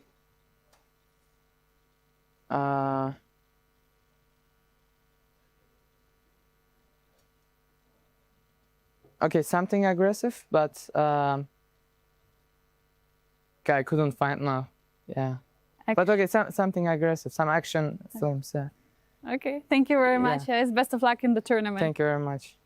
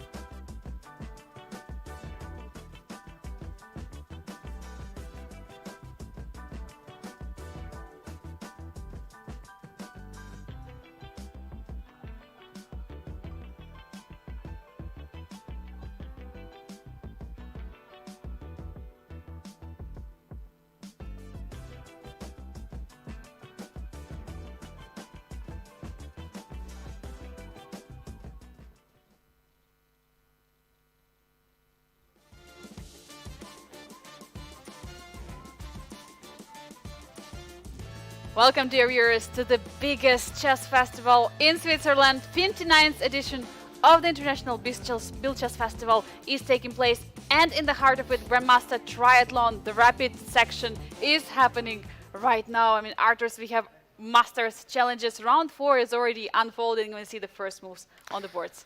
And let's see what we are seeing right here. And We're going to start from the top left corner. Lim Le, the beast of the last 2 rounds, and also, by the way, 3-time winner of the Biel Chess Festival. He's playing against Levon Aronian, probably the luckiest guy today here because he was just down the rook against Martinez, but he did the unthinkable. We can maybe dive into this very critical game. Looks like something quite peaceful. The exchange. Slav? Yeah, but things are changing rapidly these days. A couple of openings that used to be quite joyish. You can't play like this. Well, everything is being reevaluated. White does have some pressure in this variation. Yeah, but there is an open file on the C file, so that's why we are going to see this battle and the X-ray. And the biggest question is how are you going to defend the knight on C6? Since the bishop is already outside of the pawn chain, the bishop is on F5, cannot step backwards. Yeah, I'm not really sure what here White is threatening. Knight A4 is the idea to take on C6, create a weakness, something he can target. Let's say Black continues with short castle. Does he want to play bishop c6, b takes on c6, and then what? I'm not entirely sure. Maybe just play positionally, don't take on c6, play a3, b4, knight c5. But one thing is clear. Here, White is going for some sort of a play at a queen set. Yeah, and while Levon Aronian taking his time, I would like to go to the overview. Oh, wait, okay, I wanted just to suggest, but it's good that it didn't go there. G5. You can expect anything from Levon Aronian. Wow. Yeah, G5 is all business here from the Armenian superstar who right now represents the United States of America. The point is after bishop G3, Black doesn't want the castle short. Instead, he wants to play H5, H4, trap the bishop on G3. And if I play something like H3, well, maybe open up the king side and go for inspired attack. I love it. Yeah, absolutely. And now bishop E5 is coming to attack the knight, the rook on A8. And now the big question is, do you take it? What do you do about it? Do you play F6 or move the rook? No, just play rook G8. It seems that both players, again, are very deeply prepped. Like, you don't randomly play bishop E5, bishop G3, and Lim Le, yeah, he's really all about business in this tournament because we already saw his super deep prep 2 rounds ago against Matthias Bluebaum, where he basically got a winning position with the black color without making any single move himself. Here, things are also evolving quite rapidly. Aronian also knows this position quite well, H5. According to an engine, you gotta play knight c5, and this is exactly what the Vietnamese grandmaster does. This is absolutely crazy. You let h4 to trap your bishop on g3, because what do you play? You play knight b7. This is a trick. Knight b7 is a threat. Knight on c6 is going to be in the trouble. How do you stop it as Levon? How do you defend the b7 square? No, I just love it. You can play the most boring opening ever. Yeah, you can play Petrov, you can play exchange. Slav, you can play the 4 knights, but you pit against each other 2 very creative players, and boom, this is what happens. Absolutely amazing. Absolutely love it. Queen b6, is it something what we expect in the position, attacking the bishop and defending the b7 square? I have no idea. I have no idea. Like, take on c5, bishop c5, h4 is the thing here. I think White wants to play knight b7, bishop takes on c6, wins some material, h4 doesn't maybe drop a piece because the bishop can go to e5, knight takes on c5, played immediately, h4, bishop e5, oh wow. This is exploding really quickly, but Angelique, I think it's probably still a good idea to select another game here because the players appear to be still in the prep, but let's not forget this game. Yeah, absolutely. This is insane. One of the sharpest game in the round. What strikes my attention is the bottom right corner. We have Carissa who is again heading for the central game in the opening, and she's pushing the pawn g4. Shall we take a look at the game? What is happening there? Yeah, and the only question, what I'm really interested right now, did Xiao Tong check what Carissa did a couple of rounds ago against Vachier-Lagrave? So ultimately, Carissa ended up winning the game, even though the engine doesn't like this position. She played exactly the same setup. So I don't know. This is something I would love to hear from the Chinese grandmaster. Are you checking the games of your opponent, even though this is a rapid tournament, or you're just on your own? Yeah, and as you were saying, you know, you don't really expect someone, I mean, your opponent, to play the center game, especially on such level. but she's going for it. She's preparing for it very well for the rapid tournament striking, and we see the results are there. She has won her games. Carissa says, hold by night. There you go. I'm doing exactly that. I'm repeating my positions, so why not? I played the central opening once. I'm going to do it again. So the idea is the same as we discussed a couple of rounds ago. White wants to go for this kingside attack. G4, H4, H5. Let me draw you a couple of arrows. The big idea is to open up the kingside. Black is so posed to open up the queenside. And the big question, of course, is how? How do you do it? How do you open up the queenside? But Arthurs, if I see correctly, last 3 moves of black were brilliant. Is it true? Because I see they're green, like this green-blue Very, very color. green, because the bishop is under attack. I suppose you can't really take it. So A5, the point is 8x on B4, 8x on B4. I think this is also what Vachier-Lagrave played against Carissa. Rook A1 check with some big attack going on, and that's why here, of course, also Xiao, he decided not to check it. He played Rook E8, double exclam moves. I think he can make like 10, 15 double exclam moves. Another exclam move right here, knight E5, and maybe finally White is thinking about grabbing the bishop here. Yeah, probably, but okay, you have to watch out because the rook on A1 is going to be very dangerous. At the same time, White is also building up some attack, and this is a finally Bishop stepping away from the B4, not allowing to take any longer. Yeah, because White might just take it, and I think here definitely Black is thinking about some B5. And it's not about the pawns, it's all about who is going to open up the either kingside or queenside as fast as possible. So for Carissa, of course, she wants to do these things like G5, H4, H5, etc., but Black appears to be quite fast, which begs the question, does she have the time to somehow meet this push? Yeah, the problem is that she has to go for all these moves like H4, H5, H6, or H5, G4. I mean, she has to create some weaknesses for Black because pawns are standing on F7, G7, H7. There is not a single weakness, not a single pawn push from there. While for Black, it's much more easier. There are so many pieces standing on the way of the B pawn. Yeah, you're totally right. So what can I say? And this is why Carissa is thinking about her choices. The queen on c4 maybe is not really so well positioned, but where do you put the queen? I don't know, like queen c3.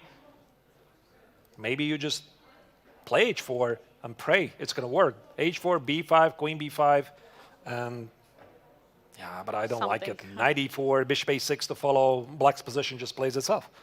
Yeah, absolutely. I mean, you have such a good position on the queen side with this attack ongoing. While Carissa is taking her time, I suggest to get the overview of the round to see what else is happening.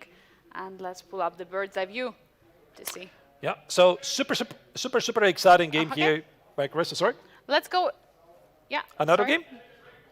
Okay. Yep. Which game do you want to check? So first of all, I mean, the game we have just witnessed William Le against Levon Aronian in the top left corner.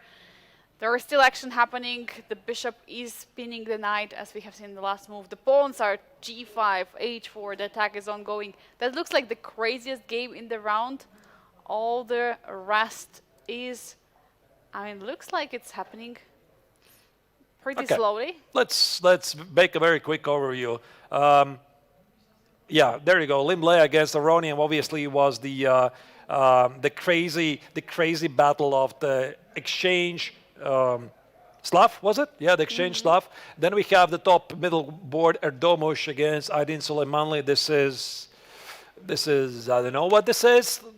It's White is threatening some sort of f4 push. And by the way, I didn't just play h5, h4. He's going for some sort of inspired kingside play. I love to see this. Then we have Matthias Bluebaum against Jose Martinez. That's the leftish corner where this is some sort of tar rush position, I suppose. Looks quite dynamic from both sides.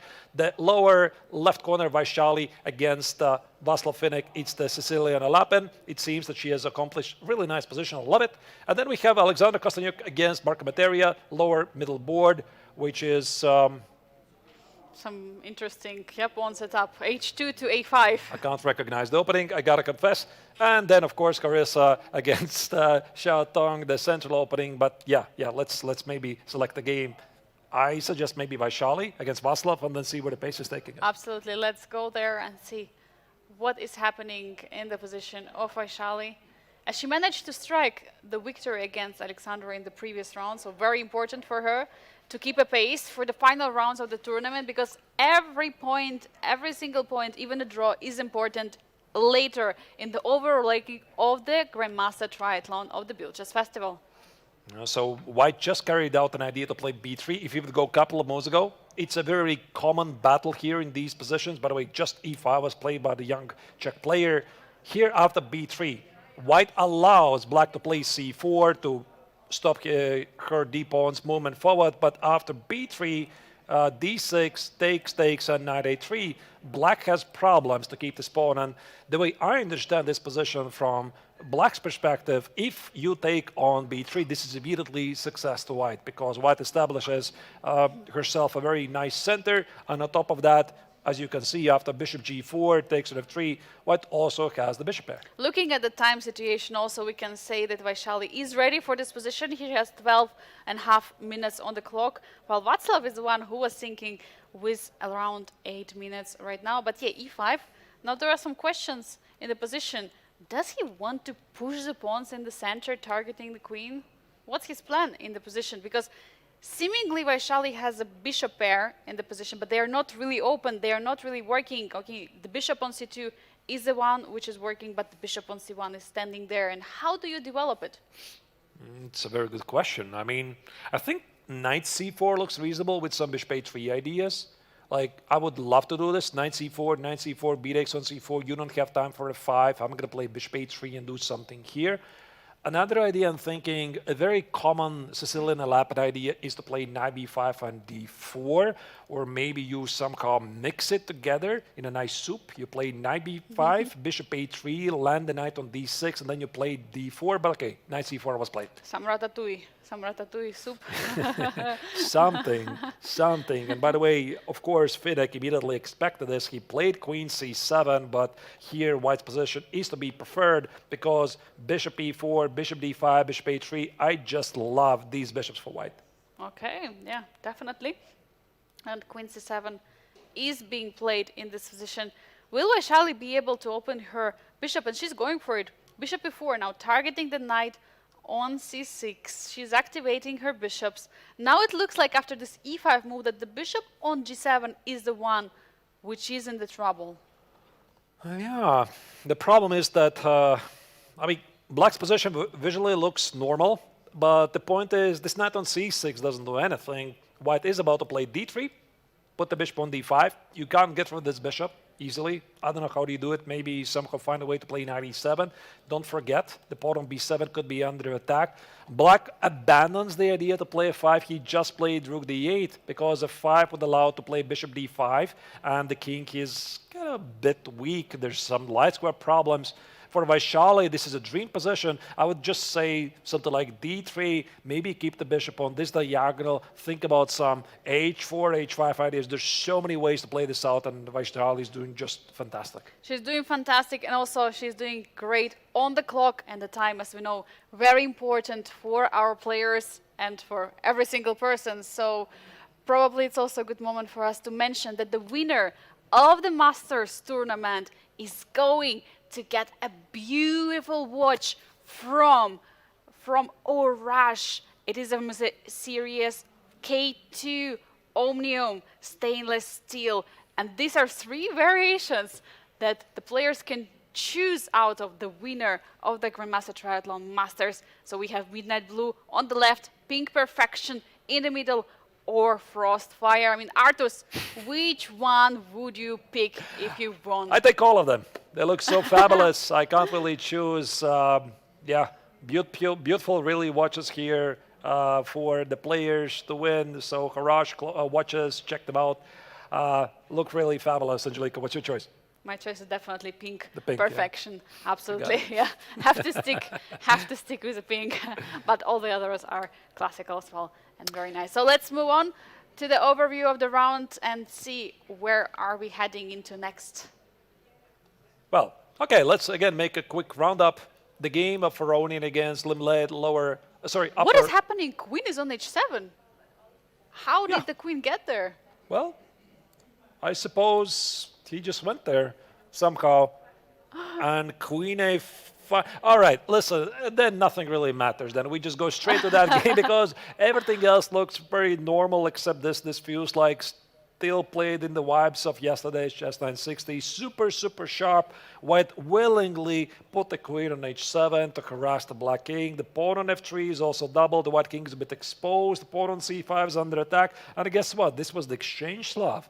Exchange Slav. I mean, you would never guess that the players got here from one of the, I mean, I wouldn't say like boring openings, but it's of course one of the calmest and most solid choices for white going into Slav while exchanging the pawns. No, I mean, I've played so many positions of the exchange Slav, and all of them are getting, so positional. Very, static, not so dynamic, but, what is happening in the game of Limle against Levon Aronan is, I mean, I think 1% of the game that's ever going to happen. I think here what Ronin is trying to accomplish, he wants to get rid of this annoying bishop on a4 because it is pinning the knight on c6, which in return attacks the bishop on e5. And unless here the Vietnamese grandmaster is going to find a way to keep the pin, I think he has to take it. Bishop takes on c6, and most likely black's going to play rook takes on c6, try to attack the pawn on c5. The black king on e8 is feeling pretty safe, and this is also the reason why the Vietnamese grandmaster is not entirely sure if this is enough. And he's looking for something else, but is there something else? The other move I can think of is b3, but it just feels odd. Yeah, b3 and your bishop is just stuck there on a4. There are no real square. Then taking the knight on c6 from a4. But okay, later on maybe you can still push for b4.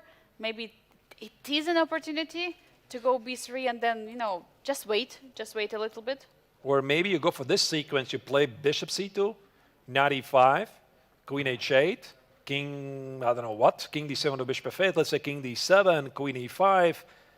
Black moves the rook. You give it pawn on c5, and you say that I have a big compensation because your king is exposed, and I have an obstacle of bishop. I don't know. It feels very far-fetched, but it's a very big decision. Big decision to make, and that's why here the three-time champion of the festival is thinking. Yeah, he's taking time in the position. I mean, definitely, it is absolutely unclear what is going on. Probably a good moment for us to pull up the bird's eye view and see what else is happening, because it is Carissa who's pushing her pawns on the king side in the bottom right corner. She has all her pawns, g4, f4, e4, pushing forward against Tong Shou. And what is he doing? He's trying to open up the queen side. We're definitely going to check that game. Let me very quickly also give an assessment of the other games. Domush against Aydin Suleimanli. That's the top middle board. White did push f4. The position remains level, but black definitely has some dynamics. The top right corner, Matthias Bluebaum against Jose Martinez. It's quite symmetrical, and white appears to have some pressure, but it's obstacle of bishops on the board. The likely result might be something peaceful. Vachier-Lagrave against Finnick, we checked it. That's the lower left part. Nothing has dramatically changed. By the way, h4 was played. Kind of makes sense in these positions. And also Kostenuik against Marco Materia, where white has a beautiful knight on d4. But for the moment, it's a balanced position on the board. Yeah. Where do we go, Carissa or Vachier-Lagrave? That's a question. Maybe Carissa? Do we do that? Okay, let's take a look there. Central opening and everything. Yeah. All right. Carissa is sticking to her preparation for the rapid with the center game. Yeah, the last moves, by the way, what we did not see, I think we left it around here, was queen e2, b5, of course. Black played b5 to open up the position, queen g2. If you play b4, I'm going to play a4. This part is quite clear. That's why black played knight e5, f4, knight c4. Engine doesn't like it. Looks pretty human, though. Knight e2. And black is still trying to open up the queen side. But white already is very close to do something really bad to black at the king side. Something really crazy. I mean, sacrifices are coming. And it looked earlier that black is faster in the attack on the queen side. Well, now we can see that all the pieces are ready for attack on the king side for Carissa. For black, there is still some work to be done to even target any piece or any pawn. Yeah, it does make sense to use the b file, I think. Some rook b8, but how do you do it? Okay, c6, you push back the most active piece for your opponent, then you play rook b8, queen b6, attack the pawn on b2, and see what happens. Does Carissa play knight e3 or knight c3? Maybe she wants to target the pawn on c4. Knight e3 also allows her to anchor the knight on f5, be very close to the black king. Yeah, e3 square looks more active and she's going for it, but evaluation bar doesn't like it. The evaluation bar goes all the way down. What is wrong with the move? d5. d5. Does it even work? Well, the point is after d5, he takes on d5, bishop takes on e3, kind of hangs the knight. But what about d takes on c6? The knight is under attack, c7. Some crazy position. Absolutely insane. Or maybe it's queen e7, some attack here. No, knight e3 looks very human to me. I mean, it attacks the pawn on c4, and even if Xiaotong, he sees d5, you still got to calculate these things. Yeah, absolutely. You have to see every single move that's working out in the variation, but e3 aiming for the f4. That's f5, sorry. Knight f6 is also a move. But I think first question is d5. That's what she has to answer, because it's very forcing and very direct. d5, do you have e5 in the position? But then d4, you have to be ready for it. d4, d3. The pawn is hanging. Yeah. That doesn't really work. But I mean, to be honest, this line scares me even more. Like he takes on d5, bishop e3, take on c6. Bishop d2, rook d2. Bishop d2, rook d2. Your knight suddenly is pinned. Yeah, and it doesn't look so clear. The more I'm looking at this, I think knight f6 is quite human because it brings the knight in the game. It attacks the pawn on e4. Okay. Knight b6. So what was the miss? Let me check with an engine. Yeah, there was definitely something for black in this position. Probably pretty tough to pick up. Yeah, d5 is the second choice, but the engine is pretty good. But the second move, I mean, the first move by an engine is queen b6, knight c4, and queen b5. Oh. Yeah. It's not so easy to see this, especially when you have so many other interesting opportunities. Knight b6 is a miss, and now Carissa plays knight f5, and she simply wants to play bishop f3 and get to say hello to the black king. From human perspective and from human eye, I mean, I would say I really love position of white. We see computer still prefers black in this position, but it looks like white is so fast. I mean, optically, what would you say, Artus? What's your impression? Yeah, it looks scary. This knight on f5. I mean, of course, black can trade it. Bishop takes on f5. And if he's going to play g6, I'm not even sure if Carissa is going to move the knight at all, because she might just keep it there to open up the g file. I don't like what Tong did with the last move, knight b6, because I thought that he had to open up the queen side with rook b8 and queen b6, but he has a different idea here, and he just played e5. I guess he saw this position, he was happy with this, but apparently he's still doing better. Yeah, computer still likes and prefers him, but probably it's also a good moment for us to check what happens in another game, especially in Vachier-Lagrave. Let's pull up the bird's eye view and see what is there, because Vachier-Lagrave is attacking against Václav Finek. And give you an update, Matthias Bluebaum against Jose Martinez has finished in a draw, and I think this is also a welcome result for Jose because he had this crazy loss against Levon Aronian. I think he's definitely going to welcome a draw. It was a pretty solid game. Both players walked away with a point each because in the rapid tournament, a victory gives you 2 points. And the biggest advantage apparently here is Vachier-Lagrav's position against Václav Finek. Everybody else is still within the balance. So I suppose Vachier-Lagrav's game is where we're heading, right? Vachier-Lagrave it is. Let's go. Let's head there and see what is happening. I mean, we have seen Vachier-Lagrave struggled yesterday in the chess 960. She started also with the 2 losses, but just round before she won her game. First win in the rapid against Alexandra Kostenuik, and now she's on the way for her second victory with almost 7 minutes against 2 minutes on the clock. And the attack looks just devastating because white is playing at a king side. And that's the big difference, by the way, I think, between let's say, the club level players and the pro players, they're also using the pawns in front of the king. Because check this out. A couple of moves ago, this was the position for Vachier-Lagrave. Looks pretty normal, right? You have the bishop pair, I don't know, you want to open up the position, but suddenly she starts to use the pawns in front of the king. I suppose, I mean, normally you're not supposed to do that, but the white king is feeling very safe here because nobody can really exploit it. She's actually using the pawns in front of her own king to go after the opponent's king, and after king g2, rook h1, find a way to checkmate. Yeah, the bishops are definitely the beasts in the position on g5 and d5, just completely securing the position. The king cannot get out to g8 because bishop on d5 is handling that square. Bishop on g5 is also taking care of the important square. So that's why definitely Wetzlar wants to trade the bishops in this position, playing bishop h6. But now the question is, do you really want to trade the bishops on g5, opening up the h file, or what do you do in this position? I want to deliver a checkmate. By the way, bishop takes on g5 is not even a threat, because after king g7 it's going to be queen h6, pretty important tactical motive here. You see the king cannot escape from the checkmate, so I think here Vachier-Lagrave has still some time to do things. Like, she's definitely looking for a way to wrap up the game, because it just feels when you are at this level, you feel there's something here, where is it? Is it h5, sacrifice a piece? Is it bishop e6, h5, sacrifice a piece, I go for the checkmate? Or you still bring the more pieces in the game? And personally, I like king g2 the most.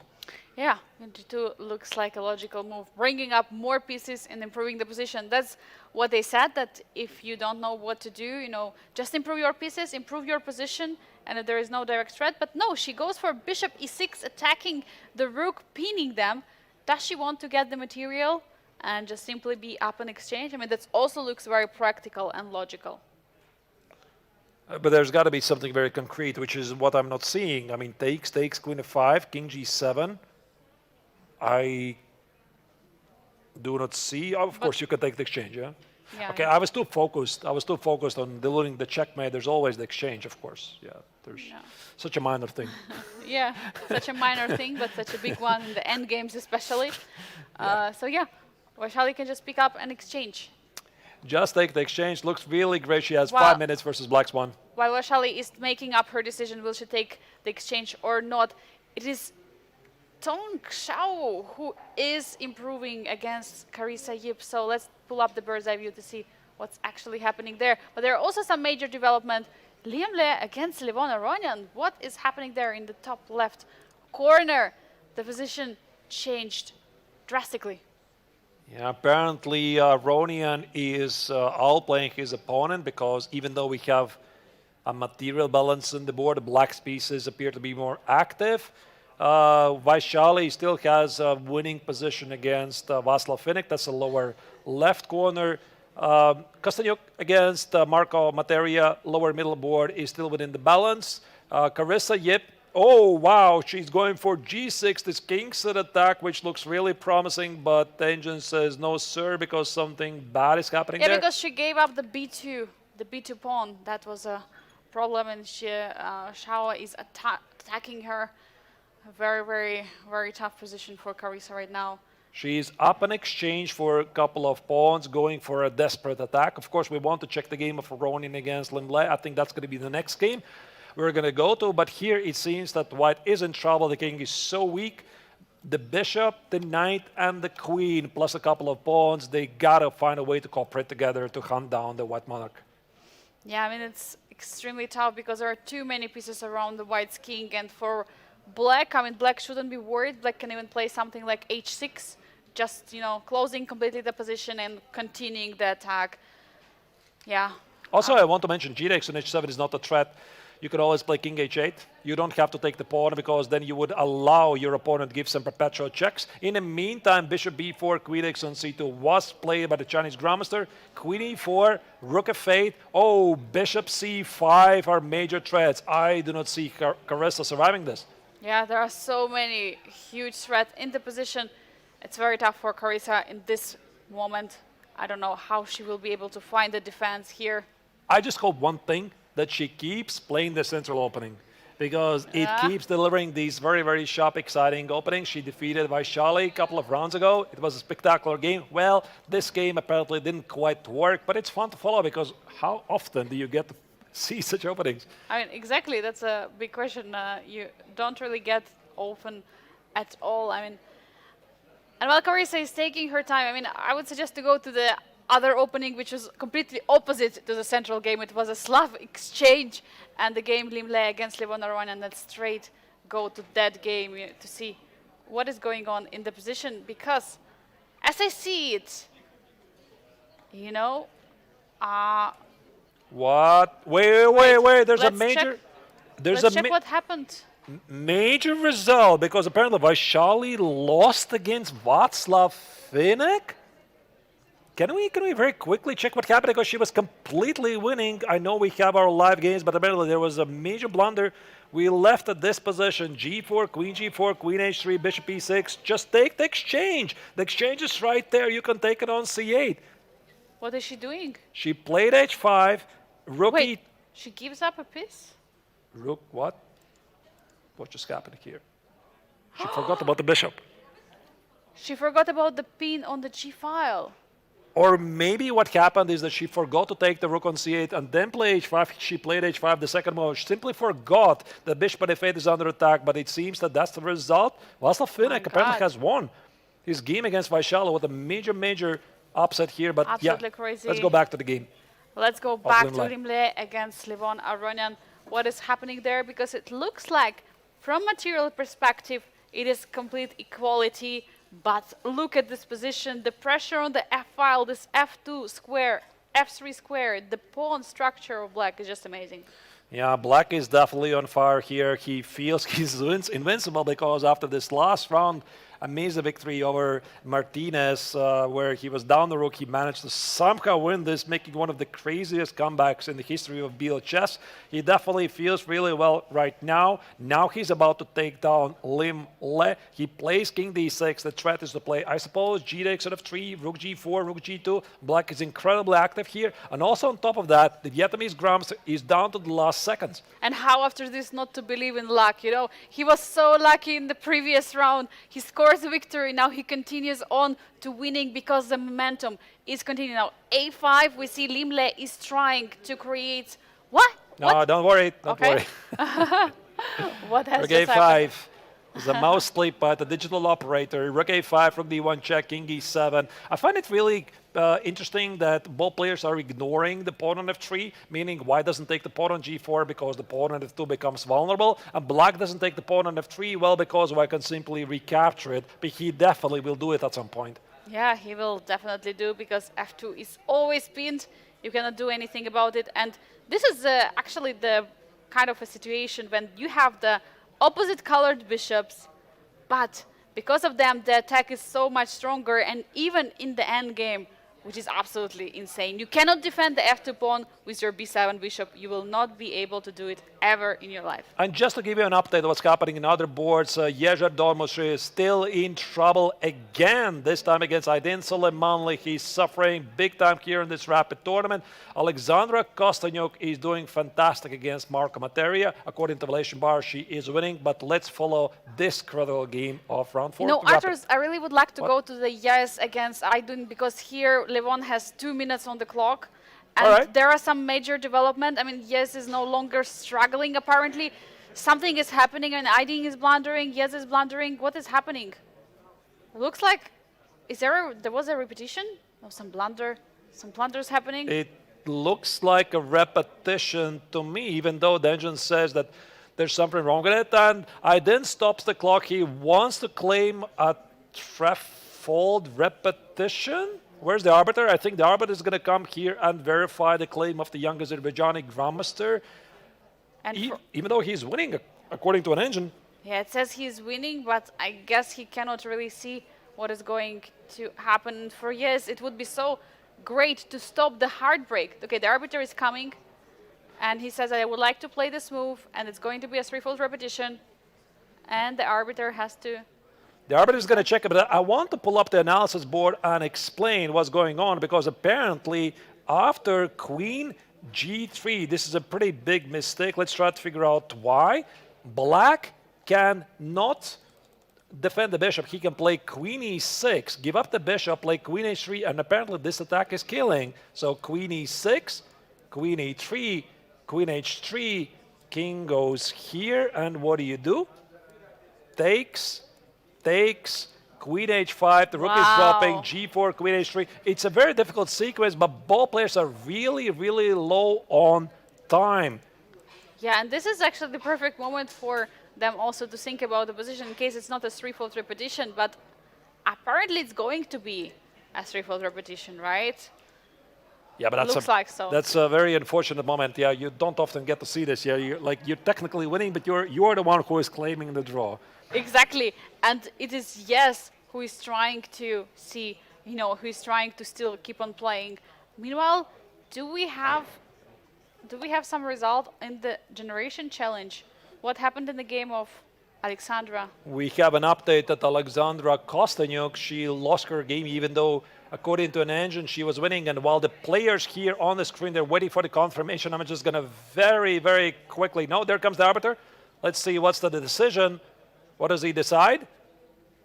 He decides to show them. I think he wants to show them They're gonna make a dispute, right? They're gonna check it themselves. So the arbiter says, okay. Come here. While they're checking, maybe it's a good moment for us to return to Limle against Levon Aronian. It's the only other game which is still ongoing. All right, let's do this. And here we have the position where Aronian is up 2 pawns in obstacle the bishop position. The pawn in h2 is very weak. The rook on b2 is a monster. Unless here the Vietnamese grandmaster is going to find a way to trade rooks, I don't see him saving this position. King e5, the pawn in h2 is gone. I think Aronian has got this. Yeah, he's having this. I mean, in case of trade of the rooks, what would he say? Is it going to be possible to draw this position? Like if the rooks mysterically disappear, but okay, he takes another pawn. Doesn't matter. Yeah, like bishop e6, you could always play king e6. Even this position is winning. Rook g2 is probably winning. Rook h1 is winning. So here the only question is how Aronian is going to wrap up this game. Maybe the simplest one is to give a check. Take on e6, play king f5. Yeah, definitely. He is going for it. He is giving a check. And that's what he does. And this is what we have. We have the pawns coming. They're And G3. unstoppable. We have resignation in the position. And meanwhile, what's happened between Yes and Aydin? It's a draw, looking like the king. I think it's a draw. If you just get the confirmation, And it is a draw. they're trying to analyze a bit. Look, they're trying to play on the position. It is a draw. In the meantime, I'm going to very quickly check what happened in Kostenuik's game. Just very quickly, I wanted to see. There was probably some crazy time scramble Kostenuik was. Apparently... No, she lost in the... Okay, maybe there was some digital error, but all the games are finished in the round. Very, very exciting round here. It was. We just saw Levon Aronian defeating Lim Le, the 3-time Biel chess champion, and also Yes is discussing his game against the young Turkish talent Suleimanli. But we have one more game to go. Yeah, we have one more round, and before that, let's check the results of this crazy round. We have in the Masters, Levon Aronian winning that crazy game, crazy exchange Slav against Limle. It was a draw between Yes Ertogmuş against Aydin Suleimani, while either of the player could have won this game. Matthias Bluebaum also held the draw to Jose Martinez. And in Generation Challenge, we had Václav Finik winning against Vaishali in the crazy game where she was completely winning. Marco Matera scores the victory against Alexandra Kostenuik. We'll have to find out what happened there. And Xiao Tong scored the victory against Carissa. I mean, what a crazy round. I mean, Arturs, what would you say? What was the craziest game of the round 4? Absolutely insane stuff here. So Levon Aronian is still leading the Masters tournament. Now his lead extends to 3 points. Suleiman, wait a second, there's so many players now sharing the second place. It's Suleimanli, Bluebaum, Limle, and Martinez. And their Domosh managed to score his very first point. He might still strike back later. But in the Generations Challenge tournament, Václav Fidek shares the first place thanks to his craziest victory over Vachier-Lagrave, who simply forgot that the bishop is hanging, together with the Chinese grandmaster Xiao Tong, and still Marco Materia is still within the striking distance, and of course Carissa, Alexandra and Vachier-Lagrave can still make a say in this tournament. Yeah, and as you said, Levon has 7 points right now. Behind him is Aydin, Matthias, and Limle, and Jose Martinez. But it means that no one can catch Levon Aronian after the final round. It means after the rapid portion, it's guaranteed Levon is going to be the leader of the Grandmaster Triathlon, but it's just the beginning, dear viewers. Still, final round to go. At the rapid portion of the Grandmaster Triathlon here in Biel, we're going to have a very short break and we'll be back just a few moments.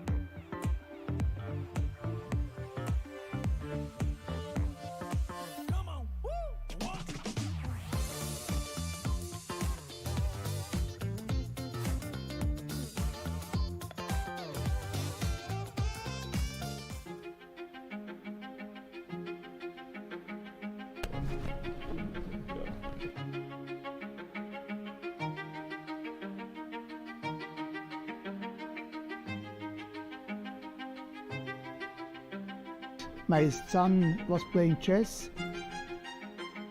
I'm not a chess player, I only played a little in at school. And when my son was 9 years, he beat me, and so we stopped to play together. But then Mr. Suri, he made the festival before 97. He asked me to come to the committee as father, and so I started the committee, and since 98 I'm become president of the festival.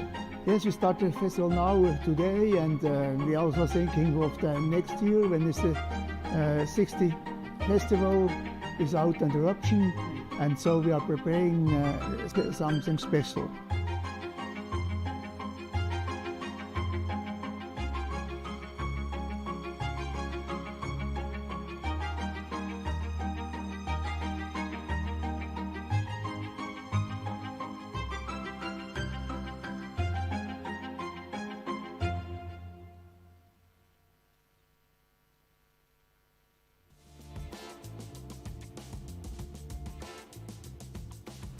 Dear viewers, I hope you enjoyed our impressions video from the round one. That's how it was yesterday. We are going to have every day this impressions video, so big thanks to our media team. But meanwhile, we're having the final round, final push of the round portion of the Rapid tournament. I mean, Arthurs, what are we expecting for the final round 5?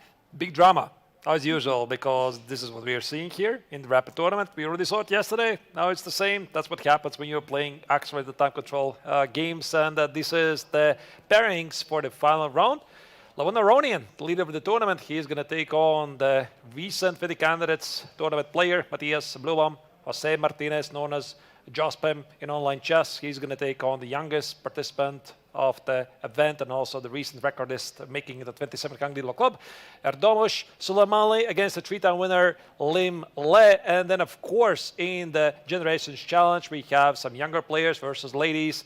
Václav Finik is going to take on the very creative Carissa. Yep, she's playing fantastic openings so far. I love it. Xia Tong, the very promising grandmaster from China, is going to take on the chess queen, Alexandra Kostenuik herself.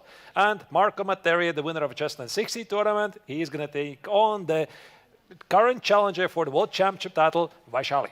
You know, Arthurs, we've had so many crazy rounds, and with each round, it becomes even more crazier. The save of Levon Aronian. Also, in the previous round, we had some crazy result. This draw of Erdomush versus Suleiman Lee. But which pairing in this round stands out for you? Which you would like to start following? Yeah, probably. I mean, it's very difficult not to choose the tournament leaders like Ronian versus Bluebaum, or in the Generations Challenge, maybe Finek versus Carissa Yip. But I also want to give some love for some players we haven't really followed, try to cover as many games as we can, and then literally see where the action is going to take us. Yeah, absolutely agree. I think, yes, Erdomush versus Jose Martinez. We haven't followed so many of the games of Jose, so that would be great to start with. And we see the players already are getting ready for the game. I think they're all fully prepared. For years, by the way, such a sad tournament starting with the 3 losses, then having finally the draw coming back to the tournament and final game. Will he be able to score at least 1 victory? Meanwhile, we see there is a tournament still going on. The round is happening. That's why we have some slight delay.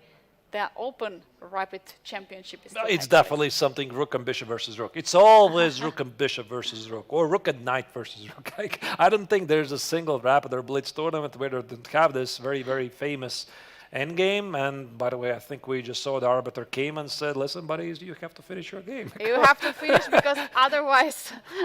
No, jokes aside, I think they just finished. Yeah, of course, game has finished. Most likely it was a draw. But yeah, the pairings are coming very soon for them. And we're going to start the round soon for the Grandmaster Triathlon players as well. Beautiful venue.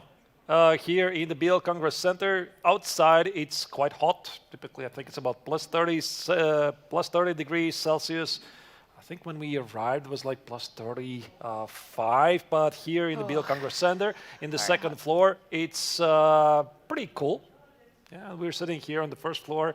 We're getting some fresh breeze from the outside. Also, outside of the Biel Congress Center, there's when there's a football matches going on, there's the fan zone being set up. Everybody's following football here, of course, and everybody saw, of course, yesterday Magnus Carlsen in the World Championship match between Norway versus England. I don't think there's a single chess fan who didn't see it, really. Yeah, absolutely. That was amazing to follow for the chess fans. And there was a match at night. Switzerland was playing against Argentina. It was 3 a.m. here in Switzerland. Arthurs, be honest, have you followed the match? 3 a.m.? No.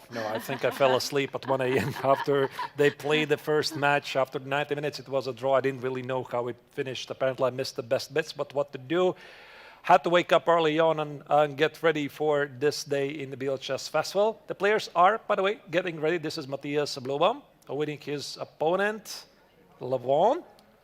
Probably also a good moment for us to remind to our viewers. Yesterday we had Chess 960 tournament, which is serving as a tiebreaker. So yesterday results, they're going to be very important for the overall ranking. But by the way, we're having a special guest standing there for the first ceremonial move.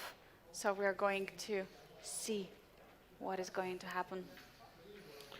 And that's why there's the small delay. This is quite typical for high-level tournaments. There's a special guest typically coming, making the ceremonial move. He doesn't really have any contractual obligation. Players can still choose what they want. I mean, I would actually love to see like the guest making a troll move, something like G4. Yeah. And then you decide is it good or not. But no, typically they make good moves. They make like E4 or D4. I would have to inquire what is the silliest first move a special guest has made, but they can make their own mind, and that's what we're waiting for. Yeah, and we're also waiting for the first ceremonial move, which is going to be made by the representative from the embassy of Serbia. So we're going to see it very soon. Meanwhile, the players are getting seated in the playing hall. We see everyone is ready for the final round. By the way, for these players who you see right now, that they started much earlier. They started at 10:45. The first round started, I think, maybe at 10:45, and they were playing 4 rounds before the Grandmaster Triathlon players starting their game. So they have a really, really long day today, all those in the playing hall, and overall they have 9 games of the rapid. I mean, Arthurs, what are you exhausted more after? 9 rapid games or 1 classical? But okay, we have the first move incoming. Yeah, probably the 9 rapid games because you have to live through all the emotions all the time. Let's see what's going to be the first ceremonial move. Great timing here because Levon is one of the biggest legends in world chess, the 4th highest rated player in the history of chess with the rating of 2,830. He's reaching for the E4 move. E4 it is. And now let's see if Levon is going to stick with this move. E4 is on the board. They're shaking hands. And by the way, here we have also our DGT master and the arbiter Nebojsa, who is also from Serbia. So yeah, he's putting back the move, just making sure the DGT boards are working very well. And the games are about to start. The final round of the first event of the triathlon. Once again, in case you just joined us, dear viewers, every victory in the rapid tournament is worth 2 points. And all the points of the triathlon will be counted together. So even if Aronian is leading the event by 3 points, these 2 points that he can potentially pick up against Bluebaum, of course, matter in the long run. And E4, it's not a bad move, so he sticks to it. E4 is on the board, and we have the French defense since E6 was played. And we see everyone is making the first move. Everyone is ready. Arthurs, let's take an overview look at which openings we have here. And do we see some surprises? Yeah, definitely. I saw the London being played by Aydin Suleimanli. One of the most discussed openings ever in chess circles. I think we Discussed or disguised? this? I said disgust, but Okay. somebody might say disgust. But it's one of the most played, most popular, most easiest openings ever. You either love it, or you hate it, or you first love it and then you hate it. So it's Suleimani against Limlay. So that's the London setup that we have on the board. We probably have to thank the Magnus Carlsen for bringing this into practice, because it was like, I don't know, 10 years ago when Magnus ran out of ideas what to play in openings and his attention came to the London system. He started to play at the highest level, and guess what? Everybody started to play the London after that. But before Magnus, I believe it was Gata Kamsky, one of the biggest practitioners of the London system. And of course, Gata also was a frequent guest of the Biel Chess Festival. Yeah, definitely. There are many top players who are playing London. It was also played in the many important tournaments. Was it also played in the World Championship match of Ding versus Nepo, right? Or Gukesh? One of the recent matches as well. And yeah, here we have Bishop B7 has been played. And yeah, the point is, of course, that white pawn structure is always having like this pyramid, as we were discussing, this triangle pawn structure, f2, e3, or b2, c3, e4, d4, e3, f4. And here we have knight e5, very common move, and c4, he's blocking the position in the center. Well, to explain the idea why this is such a popular opening, White's idea is usually very simple. White wants to play bishop d3, knight e5, and the very modern touch is to play h4, h5, and go for this king-step attack. But you have to pay attention also to the black's last move, which is bishop e7, because he wants to play knight h5 and get rid of this bishop. The point is, if you stop it by playing h3, the trend is to play bishop d6, and now you don't have a retreat, bishop g3. So pardon me with all of these nuances, but the point is, this is why White did play knight e5, stopping knight h5, and that's why Black played c4, stopping bishop d3, and this is also a modern trend of the London. But now, after the c4 move, there is going to be an idea for White to continue with something like f3, e4, because there is no pressure anymore on the d4 square. Is it something that Aydin Suleimanli thinking about, Arturs? Maybe he was thinking about it, but he played something else. I actually thought about g4 myself, but h4 possibly doesn't really exclude it, because perhaps he's going to play either h5 or g4, g5. And very often the king stays in the center, because like if you play, for example, queen f3 long castle, the king doesn't really feel very safe here. So that's why in these positions, White very often just keeps the king on e1 and just goes for an inspired king-set attack. Yeah, absolutely. This is what you would like to have. And h4 is definitely not a stranger move to our positions. We have seen a lot of the h4s in the Rapid tournament, so another inspiring game. What would you do as a black? Would you decide, you know, White played h4, I don't want to short castle, or would you still take the challenge and castle short? I wouldn't play this line at all, to be honest, from the black's perspective, because I personally have quite a big respect against for the London system. And I think that there are a couple of very principled lines where White objectively doesn't have any advantage, but I don't think that c4 is one of them. It's like a trend, but I don't think it's one of those lines. And also the evaluation bar, by the way, says that White is slightly better. So I think that for Aydin, this position feels like a sort of a success. He got what he wanted. He knows these positions. Limlay is thinking, and we are simply going to check another game. Let's just immediately go to the game of Levon Aronian against Matthias Bluebaum, because something crazy is happening there. I mean, I don't know how crazy it is, but the king's position is being opened. We're going to game of Levon Aronian against Matthias Bluebaum. Yeah, so there's something going on. What's happening here? F takes on e6.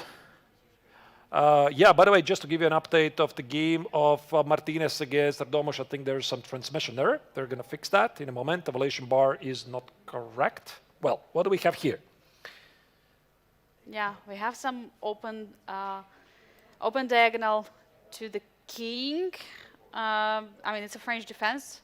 That's what we saw in the first move, right? The e4, e6, that's the first move we saw, what has been played. You have to roll back a bit, try to understand. I mean, Matthias is a big expert of the French defense. Bishop d3, A rare move.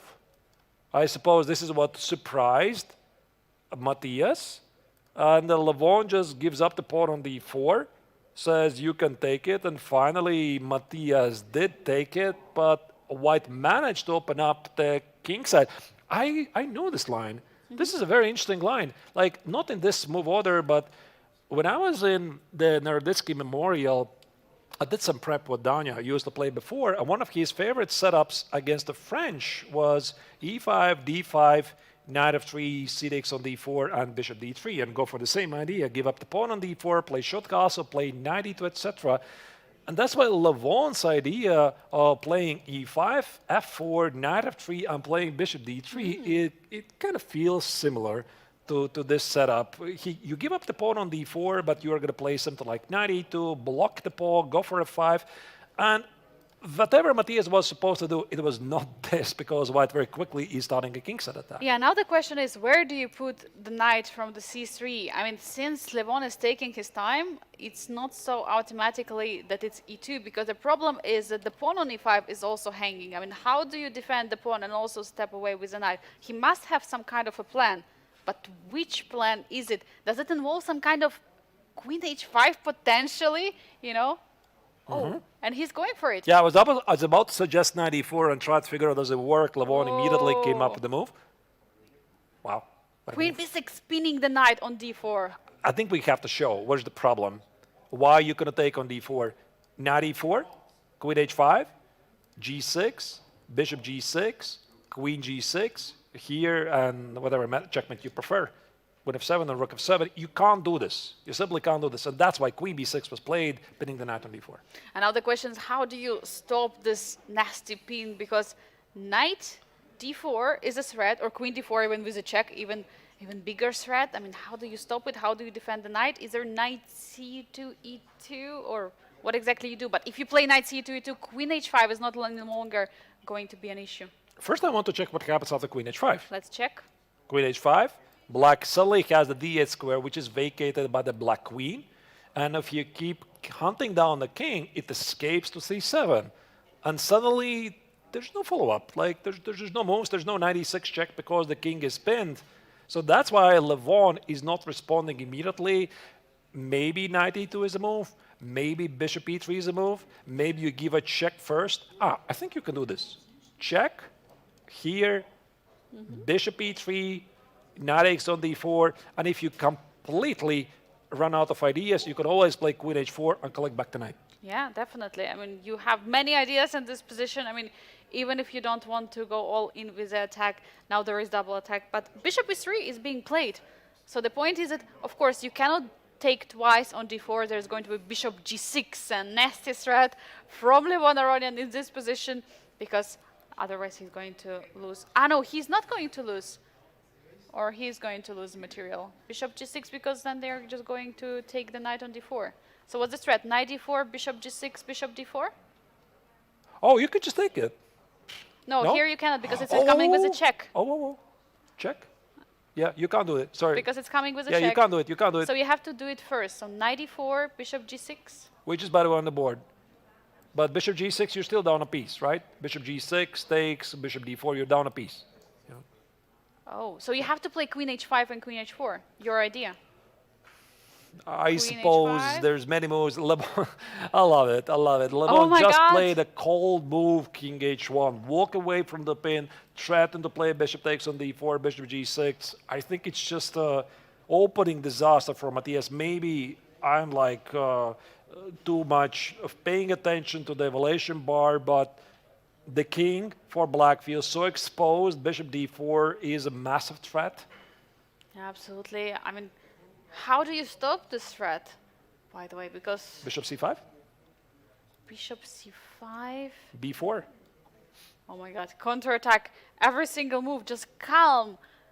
Cold-blooded move, bishop king h1, and there are so many troubles. Yeah, king h1 was such a cool move. And maybe And look at the play body knight e5. language. Look at the body language. Levon is so confident. Yeah, he feels the rhythm right now, because, I mean, this is what happens when you win such a game against Martinez 2 rounds ago, where he was completely lost down the road. He made incredible comeback, and then he scored another victory again. And you just feel invincible at this point. You get more belief that you can do this. And yeah, he's playing fantastic just so far, being lucky, and this is typically a sign of a tournament winner. And he just lost 1 point by drawing the game. He has 7 out of 8 points in the rapid, and it looks like he's going to score even 9 points, extending the lead in the tournament. So important to start the GMT with such a huge result. Well, Matthias is thinking about his life choices. They're not looking good, to be honest, right now. So we are going to use the opportunity and simply have a look at the other games. Levon here is doing really, really well, and he might cement his lead in the tournament. But what else are we seeing in the other games? Yeah, we see a lot of action. I see in the bottom middle board, Tong Shao against Alexandra Kostenuik. There is some pawn march happening. H4 has been played. Attacking on the king side. What else is striking your attention, Arturs? Yeah, that looks really spicy. Oh, what about bishop on g7 for Aydin Suleiman Lee in the top right corner? What is that, ladies and gentlemen? What is happening? Okay, let's go to that game and try to figure it out. This was the London game, I think, and we left it several moves ago. Okay, let's maybe not go all the way back, but this is the current position, and the bishop got on g7. Maybe let's go back to move 11. Right here, he played h6, black on a take on e5. There's going to be h takes on g7. The king is exposed. Maybe queen h5 to follow. Black had no choice. Bishop g7, checkmate. No, it's not a checkmate. It's only a bishop, but it looks really scary. Not a queen. A4, b3, queen b3, bishop b5. The game continues. The game is going on in the position now. Bishop b5 pinning the knight to the rook. It looks like bishops are dominating the position, but it's still, I mean, there are no concrete threats in the position, but of course, white's position look very, very pleasant to play. I mean, this can easily go either way, even though I really like white's position. The pawn on h6, the bishop on g7 and everything, but at the same time, where is white planning to put the king? Definitely not the long side. Short side doesn't feel right.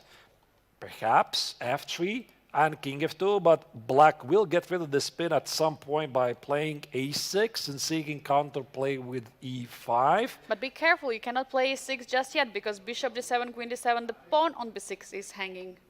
That could be right, assuming black cares about the pawn. Yeah, so who needs pawns anyway? maybe, yeah, like this a6, queen d7. Okay, let me just make a couple of moves. Yeah, so f3, just to show the point. Black plays a6, bishop d7, queen b6. I was thinking some sort of an a5 idea, bishop a6 idea, and the queen on b6. I'm not sure what to make of this position. Yeah, so a6 might be a thing. Yeah, definitely. It is possible to go with a6, and Lemley is taking time. Yeah, very unusual position to have the pawn on h6 and bishop on g7. I mean, doesn't really happen so often. But while he's taking his time, I suggest to go back to the overview. By the way, he just played it. Yeah. Oh, he played it. Yeah, let's go to the overview. He just played a6. Yeah, and we see, of course, still the game of Levon Aronian against Matthias Bluebaum on top left corner. This is our leader of the tournament, who is trying to get another victory by pinning the knight on d4. The extra knight, I have to add, but it's falling, and the king on d8 for Matthias is not going to find a safe escape. So Levon just pushed b4, knight e2. He's going to reclaim the knight, and I'm afraid that for Matthias it's going to be very difficult to escape this. What else are we seeing? Erdomus against Jose Martinez, the top middle board. It's pretty close, isn't it? Pretty close, and in the middle bottom we have Tong Shao against Alexandra Kostenuik. Alexandra pushed the pawn all the way to h3. Knight is standing beautifully on the f4 square, while Shao actually castled long in the position. That looks fun. And everything else looks quite peaceful-ish, so we could go to that game and check it out. Let's go. All right. So, Shatong is one of the leaders of the tournament with 6 points. Alexandra currently is struggling a bit behind with 2 points, but still very, very exciting game. She's, according to an engine, doing better. The knight at f4 is a monster. The pawn on h3 allows black to gain some space. Maybe knight g2 could be a thing, but the problem could be the king's safety. Queen f6 apparently is a mistake, but it looks so human. It looks very human. I mean, you're giving a check, you're removing the queen as well, but yeah, why? Why is it a question mark there? Our dear engine. I mean, typically it goes like this. Engine sees something better, and if you didn't play the better move, it's everything else is a mistake. But of course, queen f6 is a pretty normal move. Threatened to play queen g6, knight b4, and there you go, a smothered mate again. Knight c2, knight a3, etc. So that's why I think that here the Chinese grandmaster is going to have to address the problem in some way, like a3, king a2, or perhaps bishop d3, knight b4 could be a problem. White's position is looking quite shaky, and I'm not really sure why the engine loves White's prospects. And a3 has just been played, stopping the knight before idea. Looks very logical. Apparently, again, there are some missed opportunities in the position, but from human perspective, looks like a very logical move. You stop this knight before, you don't really want knight coming there in the position. And also, there is a very good square on a2 for the king, potentially to hide there. I don't really like White's position, but what do I know? I think that Black has accomplished everything. The knight at f4, the pawn on h3, they look really beautiful. But on top of that, White hasn't done anything really wrong. The pawn on g4 could be sacrificed. I think that here Chinese grandmaster is going to play king a2. And if Alexandra is going to take on g4, rook g1, have some dynamics, and then who knows? Yeah, definitely. It is possible. So king f1, king f1 stepping away now. Apparently the only move in the position. Why it's an only move? King a2. What's wrong with king a2?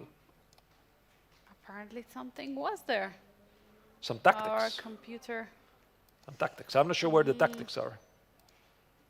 Maybe a5 and knight b4. Oh, and then there is a big checkmate threat in the position. Wow.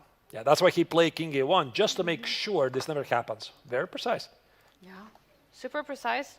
Going to a1, no longer this knight before hanging in the air. And Alexandra is taking her time.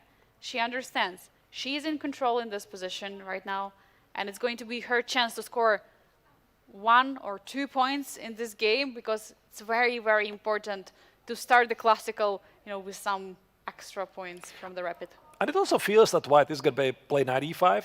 And that's why Alexandra would love to blitz out a5.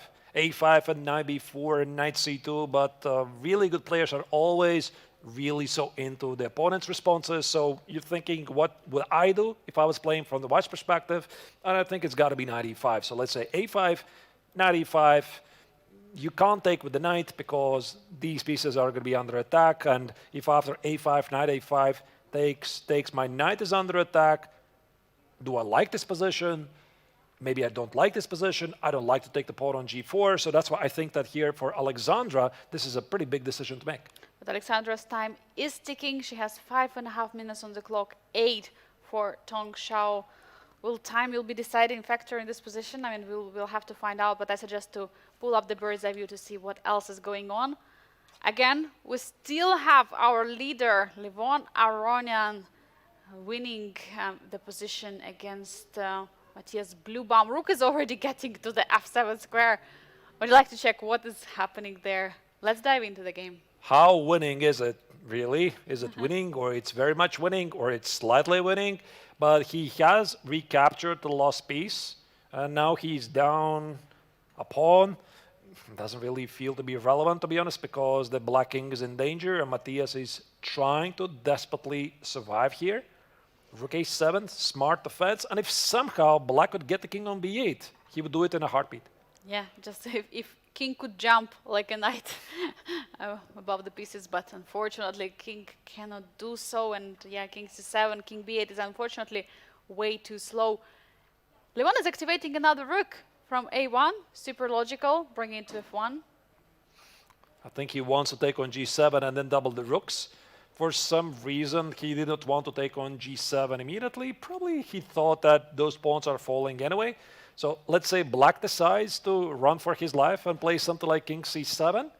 I would put my money on rook takes on g7, king b8, and if I'm not blundering something terribly, rook f7, which looks very logical.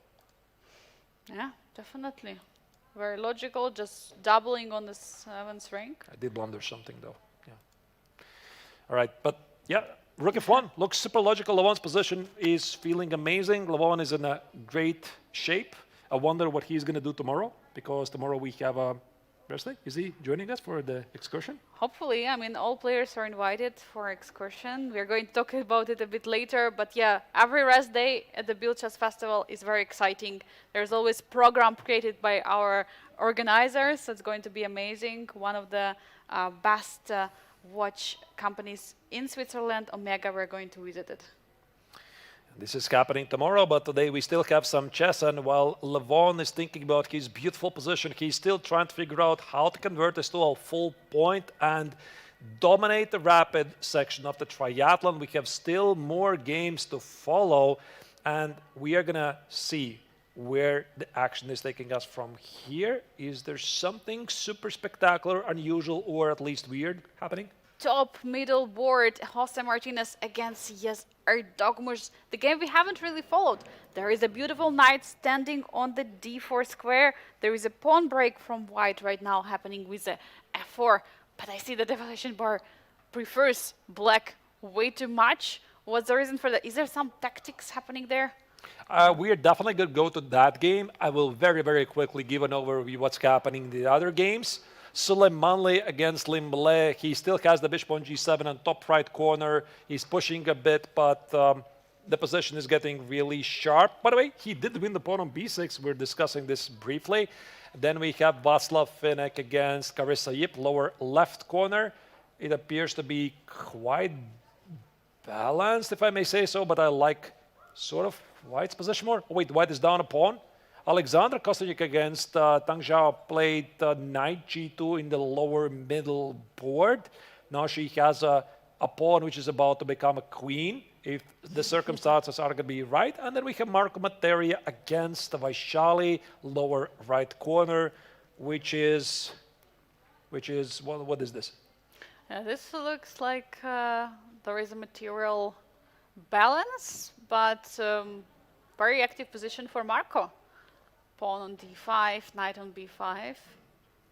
And the knight on b5 is very active. Black is also getting very ambitious at the king side, some bishop h3 stuff. But yeah, let's go to the Martinez game against Erdogmus, where the Turkish player is looking for a way to score his first victory. He had a pretty disastrous event, only 1 point in 4 games, because again, 1 point you get for a draw. He lost the other 3 games.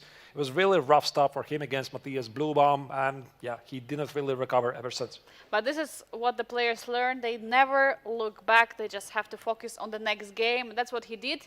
He stopped the bleeding with a draw in the previous round, and now he has a chance to score more points against Jose Martinez. Here he is pushing with an a4 pawn, trying to open up the position against the king. Although there are no queens anymore, he's still attacking. Such a beautiful position for black. I mean, he literally got everything he could have done in the opening phase. If I was playing black, I would be thinking, can I somehow double the rooks, like rook a5 or rook a7, whichever square it's the correct one. Then at the right moment, take on b3, play rook a2 for a checkmate. Also, there's a very simple idea to play a3 for an endgame, keep those pawns as weaknesses, then play something like rook e8 and play the longer game. But the clock is ticking. Tick-tock, tick-tock. Yes, has to make a choice. The clock is ticking. That's the true assessment, because now Yes has lower than 3 minutes on the clock. And you know, Jose Martinez is a very dangerous player, especially in the faster formats. Rapid and Blitz, one of the most dangerous Blitz player in the world. 92, he's targeting the f4 square, but also at the same time c3, he wants to get knight there. Wow. Yeah, I mean, I didn't notice this move at all, because I thought the knight on d4 stands great, but why not? It comes with some concrete ideas. Knight c3 takes, and rook a2, and here Jose might have to put his rook on the very sad square, rook a1. And maybe his idea is actually something like this. Let's say white plays rook a1. Now he plays a3, king c2, bring back the knight on d4, and then white loses all kinds of coordinations. With his pieces, the rook at a1 is stuck out of the game. The more I'm looking at this, I love it. Yeah, definitely. I mean, and he's choosing knight b1. Now, what is the idea? First of all, knight c3 is no longer possible, but can you still try to do something there? Do you push a3? Do you take on b3? What's the right move ordered? Or do you want maybe first to just double the rooks on the a file? I don't know. Everything looks great. At least I have a3, but I have a feeling that I can play a3 when I run completely out of ideas. So perhaps rook a7.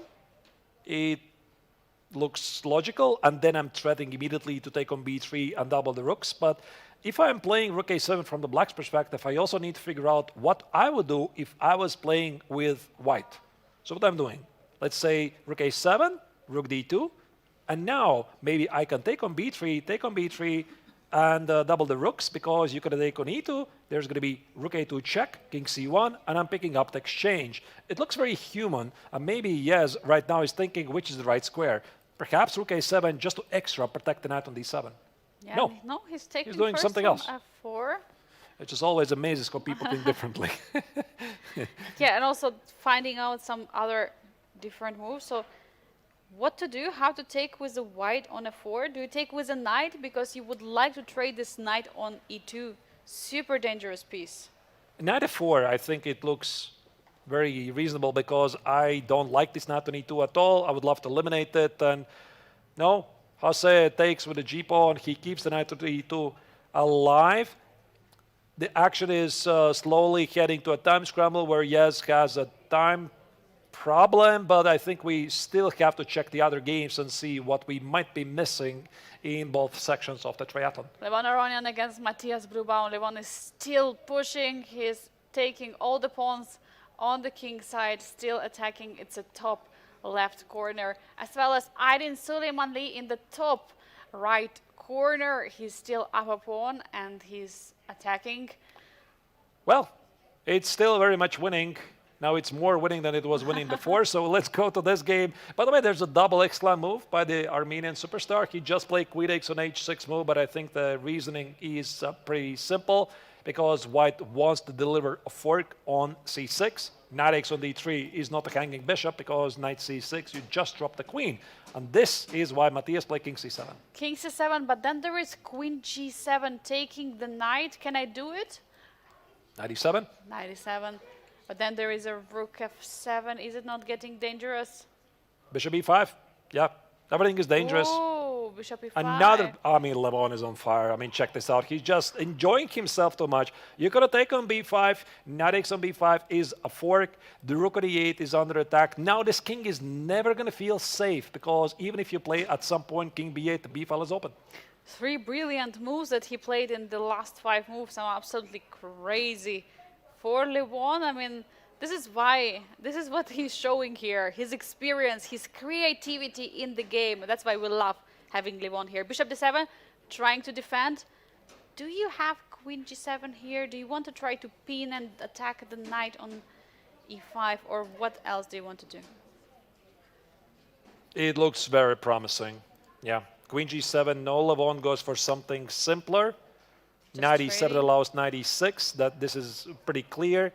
King takes on d7 is queen g7, king d6. So there's got to be some immortal checkmate or something. Oh wait, just take the queen. What I'm saying. Yeah, it's very easy actually. Yeah, king d7 is queen g7, knight e7 is knight e6, and wait. And at the end there is going to be takes here, rook f7. It's got to be a win. Should be a win for Levon. I think he already calculated all of it. Although he has 3 minutes and 40 seconds in the position, I feel like he's going to blitz it out. So last chance for Matthias here. Knight e6, rook e6, queen e6, bishop e3, rook f7. I think this is what he's hoping for, but I mean, he's got the instincts, got to tell him that he's dead lost.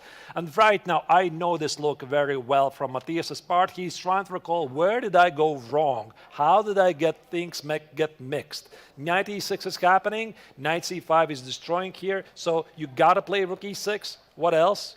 But at some moment of the game, you have to just accept, accept what is happening right now, and that's what Matthias has to do.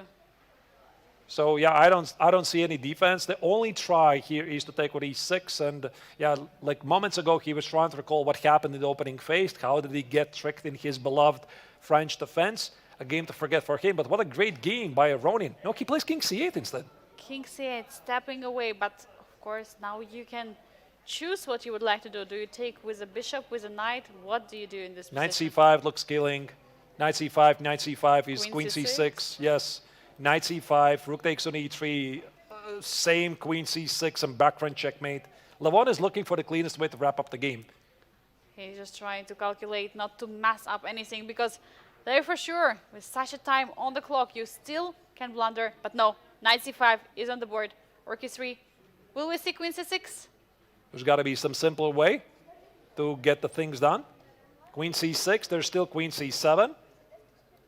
And then Queen a6 looks good enough. Queen c6 is on the board. King d8. And now there is Knight d7 and Rook f8, but then you cannot win the queen because there will be a back rank checkmate on the e1. You have to be careful with that. No, but I think it's winning. Knight e7, Queen d7, Rook f8. Rook f8. If you play King d7, it's Rook f7. You're winning the queen. If you play Rook e8, you just go for the pawn endgame. Okay. It's got to be winning. So Levon, I'm pretty sure he saw it like much faster than I did.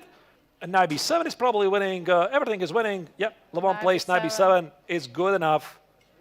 This looks like a mate to me. Yeah, Queen e7. There is going to be some checkmate. So King e7, Queen d6, King e8, Queen g6. The king is getting checkmated because after King e7, there's going to be Rook f7. The rook joins the hunt. There's a resignation by Matthias Bluebaum, and Levon Aronian officially wins the rapid section of the triathlon. Yeah, and he's now in the lead, but we have other games which are ongoing. Let's go to Jose Martinez against Erdogmush, because there is an action unfolding. The A file is open, or do you see something else?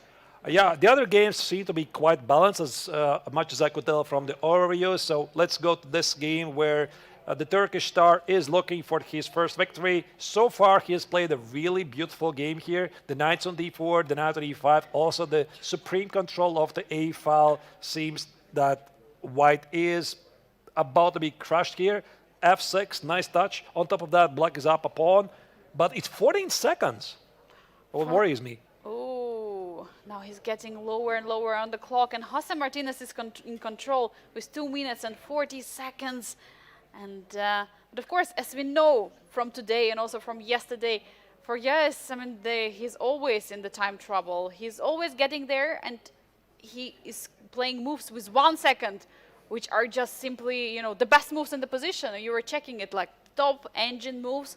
He just knows it. It's his intuition, it's his calculations, everything together. Yeah, but it seems that for Hesse, things went really sour after his loss against Ronin. And of course, it's completely understandable. Like this game where he had an extra rook, where he gave up the exchange just to convert it with a full piece, having 3 minutes versus, what was it, 30 seconds or something, and he lost that game. It's unbelievable. And this is something you just cannot put out of your mind. So Jose is a brilliant player.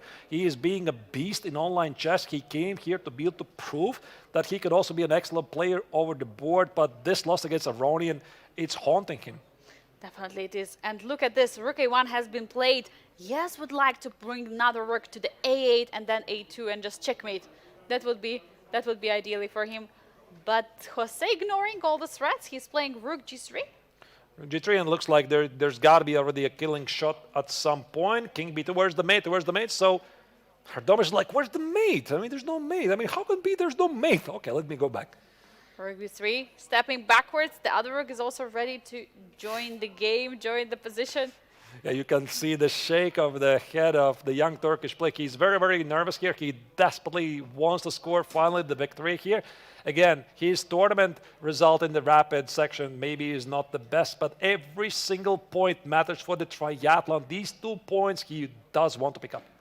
Definitely. He is now Bishop C2, trying still to defend the position for Jose Martin, but Bishop G4 is coming into position. He's attacking Jose from all the sides of the board, queen side, king side, name it.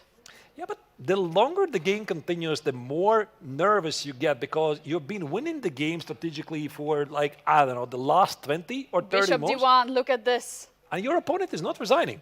Oh my God. He's somehow holding on to the game and the clock is ticking. And the only body language is like, how? How is it possible? How is it happening? Bishop takes on b3, rook a2 is a big threat here. The rook at f2 is going to be under attack, and Jose is just trying to not to blunder the game on the spot. But if rook takes on b3? There's also rook b3. Yeah. You're right. Yeah, there you go. But There's now, bishop b3. Knight d5. There comes Jose Martinez. He goes for a counterattack. It might be too late, though, because there is seemingly no checkmate. Rook b3, what is going to happen after rook b3? Knight c4. Knight c4 is coming in. Oh my God. But suddenly things get really, really sharp. And Jose has still time, 1.5 minutes for this position, so he can still consider other options, what he can do in this position. Definitely knight b3 cannot be played. Or maybe you but could rook just is- take it even. Rook b3, knight b3 is knight e3, or king b3 is going to be rook a3, king c2. I cannot calculate so quickly. Looks promising, but everything looks promising. If someone can calculate quickly, it's definitely yes, and he's trying to calculate through all these lines to try to figure out. I mean, so many lines are happening in his head at the same time. Give you a very quick update what's happening in the other games. Tanshao game against Alexandra Kostenuik is quite balanced. The other games seem to have finished. Finnick has won against Carissa Yip. Marco Materia was victorious over Vaishali. I think the other games we already mentioned. So let's go back live and follow this critical game where Erdomosh is looking to score his first victory of the rapid section. Jose is still trying to find a way, but unfortunately, there is not so longer a way. It's 36 seconds for Jose Martinez. Will he be able to make here absolute magic like Levon Aronian did against him earlier in the tournament, or will he lose? I just love how calm he is. I mean, compare these two players. Look at this. So Erdomosh is so nervous. He's shaking front and go back. But Martinez is like very, very composed. Yes, he's super, super composed, trying to figure out things. He plays knight b6. That's a move that Erdomosh did not expect. What is knight b6? What I'm supposed to do against that? Rook a2 check. Now he has the only way to go back to b1 or taking the... You take it, that's a mate. You can't do it. You can't take it. Then you have to take the rook. Knight a2, rook a2, king b3, rook f2. Black has an extra material. Martinez is desperately trying to complicate things, but you just can't. He lose some time. Oh my God, he couldn't hold on the time. Wow. But okay, position was already losing. Incredible how Yagiz was handling this position with just seconds on the board. And this is the final game to finish in the final round of the rapid portion of the Grandmaster Triathlon of the Biel Chess Festival. Here are the results. Yeah, we got a lot of decisive results in the final round. Levon Ronin was a beast of the rapid section. He managed to score 9 points out of 10, just making one draw, winning every other game. Jose Martinez just lost against Erdomosh, allowing the young Turkish player to score his very first victory. Suleimanli defeated the three-time winner of the triathlon, Lim Le, with his London. In the meantime, in the Generations Challenge section, Václav Finnick scored a very important victory to, if I'm not terribly mistaken, to win the tournament against Carissa Yip. Xiao Tong shared points with Alexander Kostenuik, and Marco Materia was victorious over Vaishali. Absolutely insane last round. And here are the standings. After the rapid portion of the Grandmaster Triathlon, we have Levon Aronian, the leader of the Masters. Behind him is Aydin Suleimanli, 3 points below Matthias Bluebaum and Lim Le, together with Jose Martinez with 4 points. And it's Erdomosh with the 3 points in the bottom of the rankings. In the Generation Challenge, meanwhile, we have Václav Finnick leading the tournament on the second place, sharing Marco Materia and Xiao Tong. Alexander Kostenuik with Carissa Yip with 3 points, and Vaishali is, for the time being, at the bottom of the leaderboard with the 2 points. I mean, Arthurs, what an insane day it has been of the rapid portion of the Grandmaster Triathlon. What would you say? What is the biggest surprise or the biggest, positive result that you have witnessed in this? There were a lot of surprises. I definitely would have thought that Erdomosh is going to have a better start. He did not. I would have thought that Levon Aronian will absolutely lose against Jose Martinez. He did not. So he won actually the game.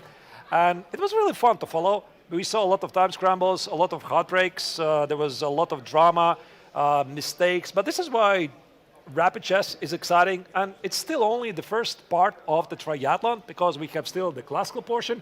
We have the Blitz event. Then we have the final stage where the best players will qualify to figure out who is going to take down the 2026 Biel Chess Festival. And things are only starting to heat up. Dear viewers, it has been an amazing weekend, you know, with Chess 960, with the rapid portion. But we have a rest day tomorrow for the Grandmaster Triathlon Players Masters and Generation Challenge. We're going to have a very nice excursion, so we'll tell about it later when we come back. And we're coming back on Tuesday at 2 p.m. Central European time for the first round of the classical portion of the Grandmaster Triathlon. So dear viewers, we're going to see you then. So far, have a great Monday tomorrow, and we'll see you on Tuesday. Bye.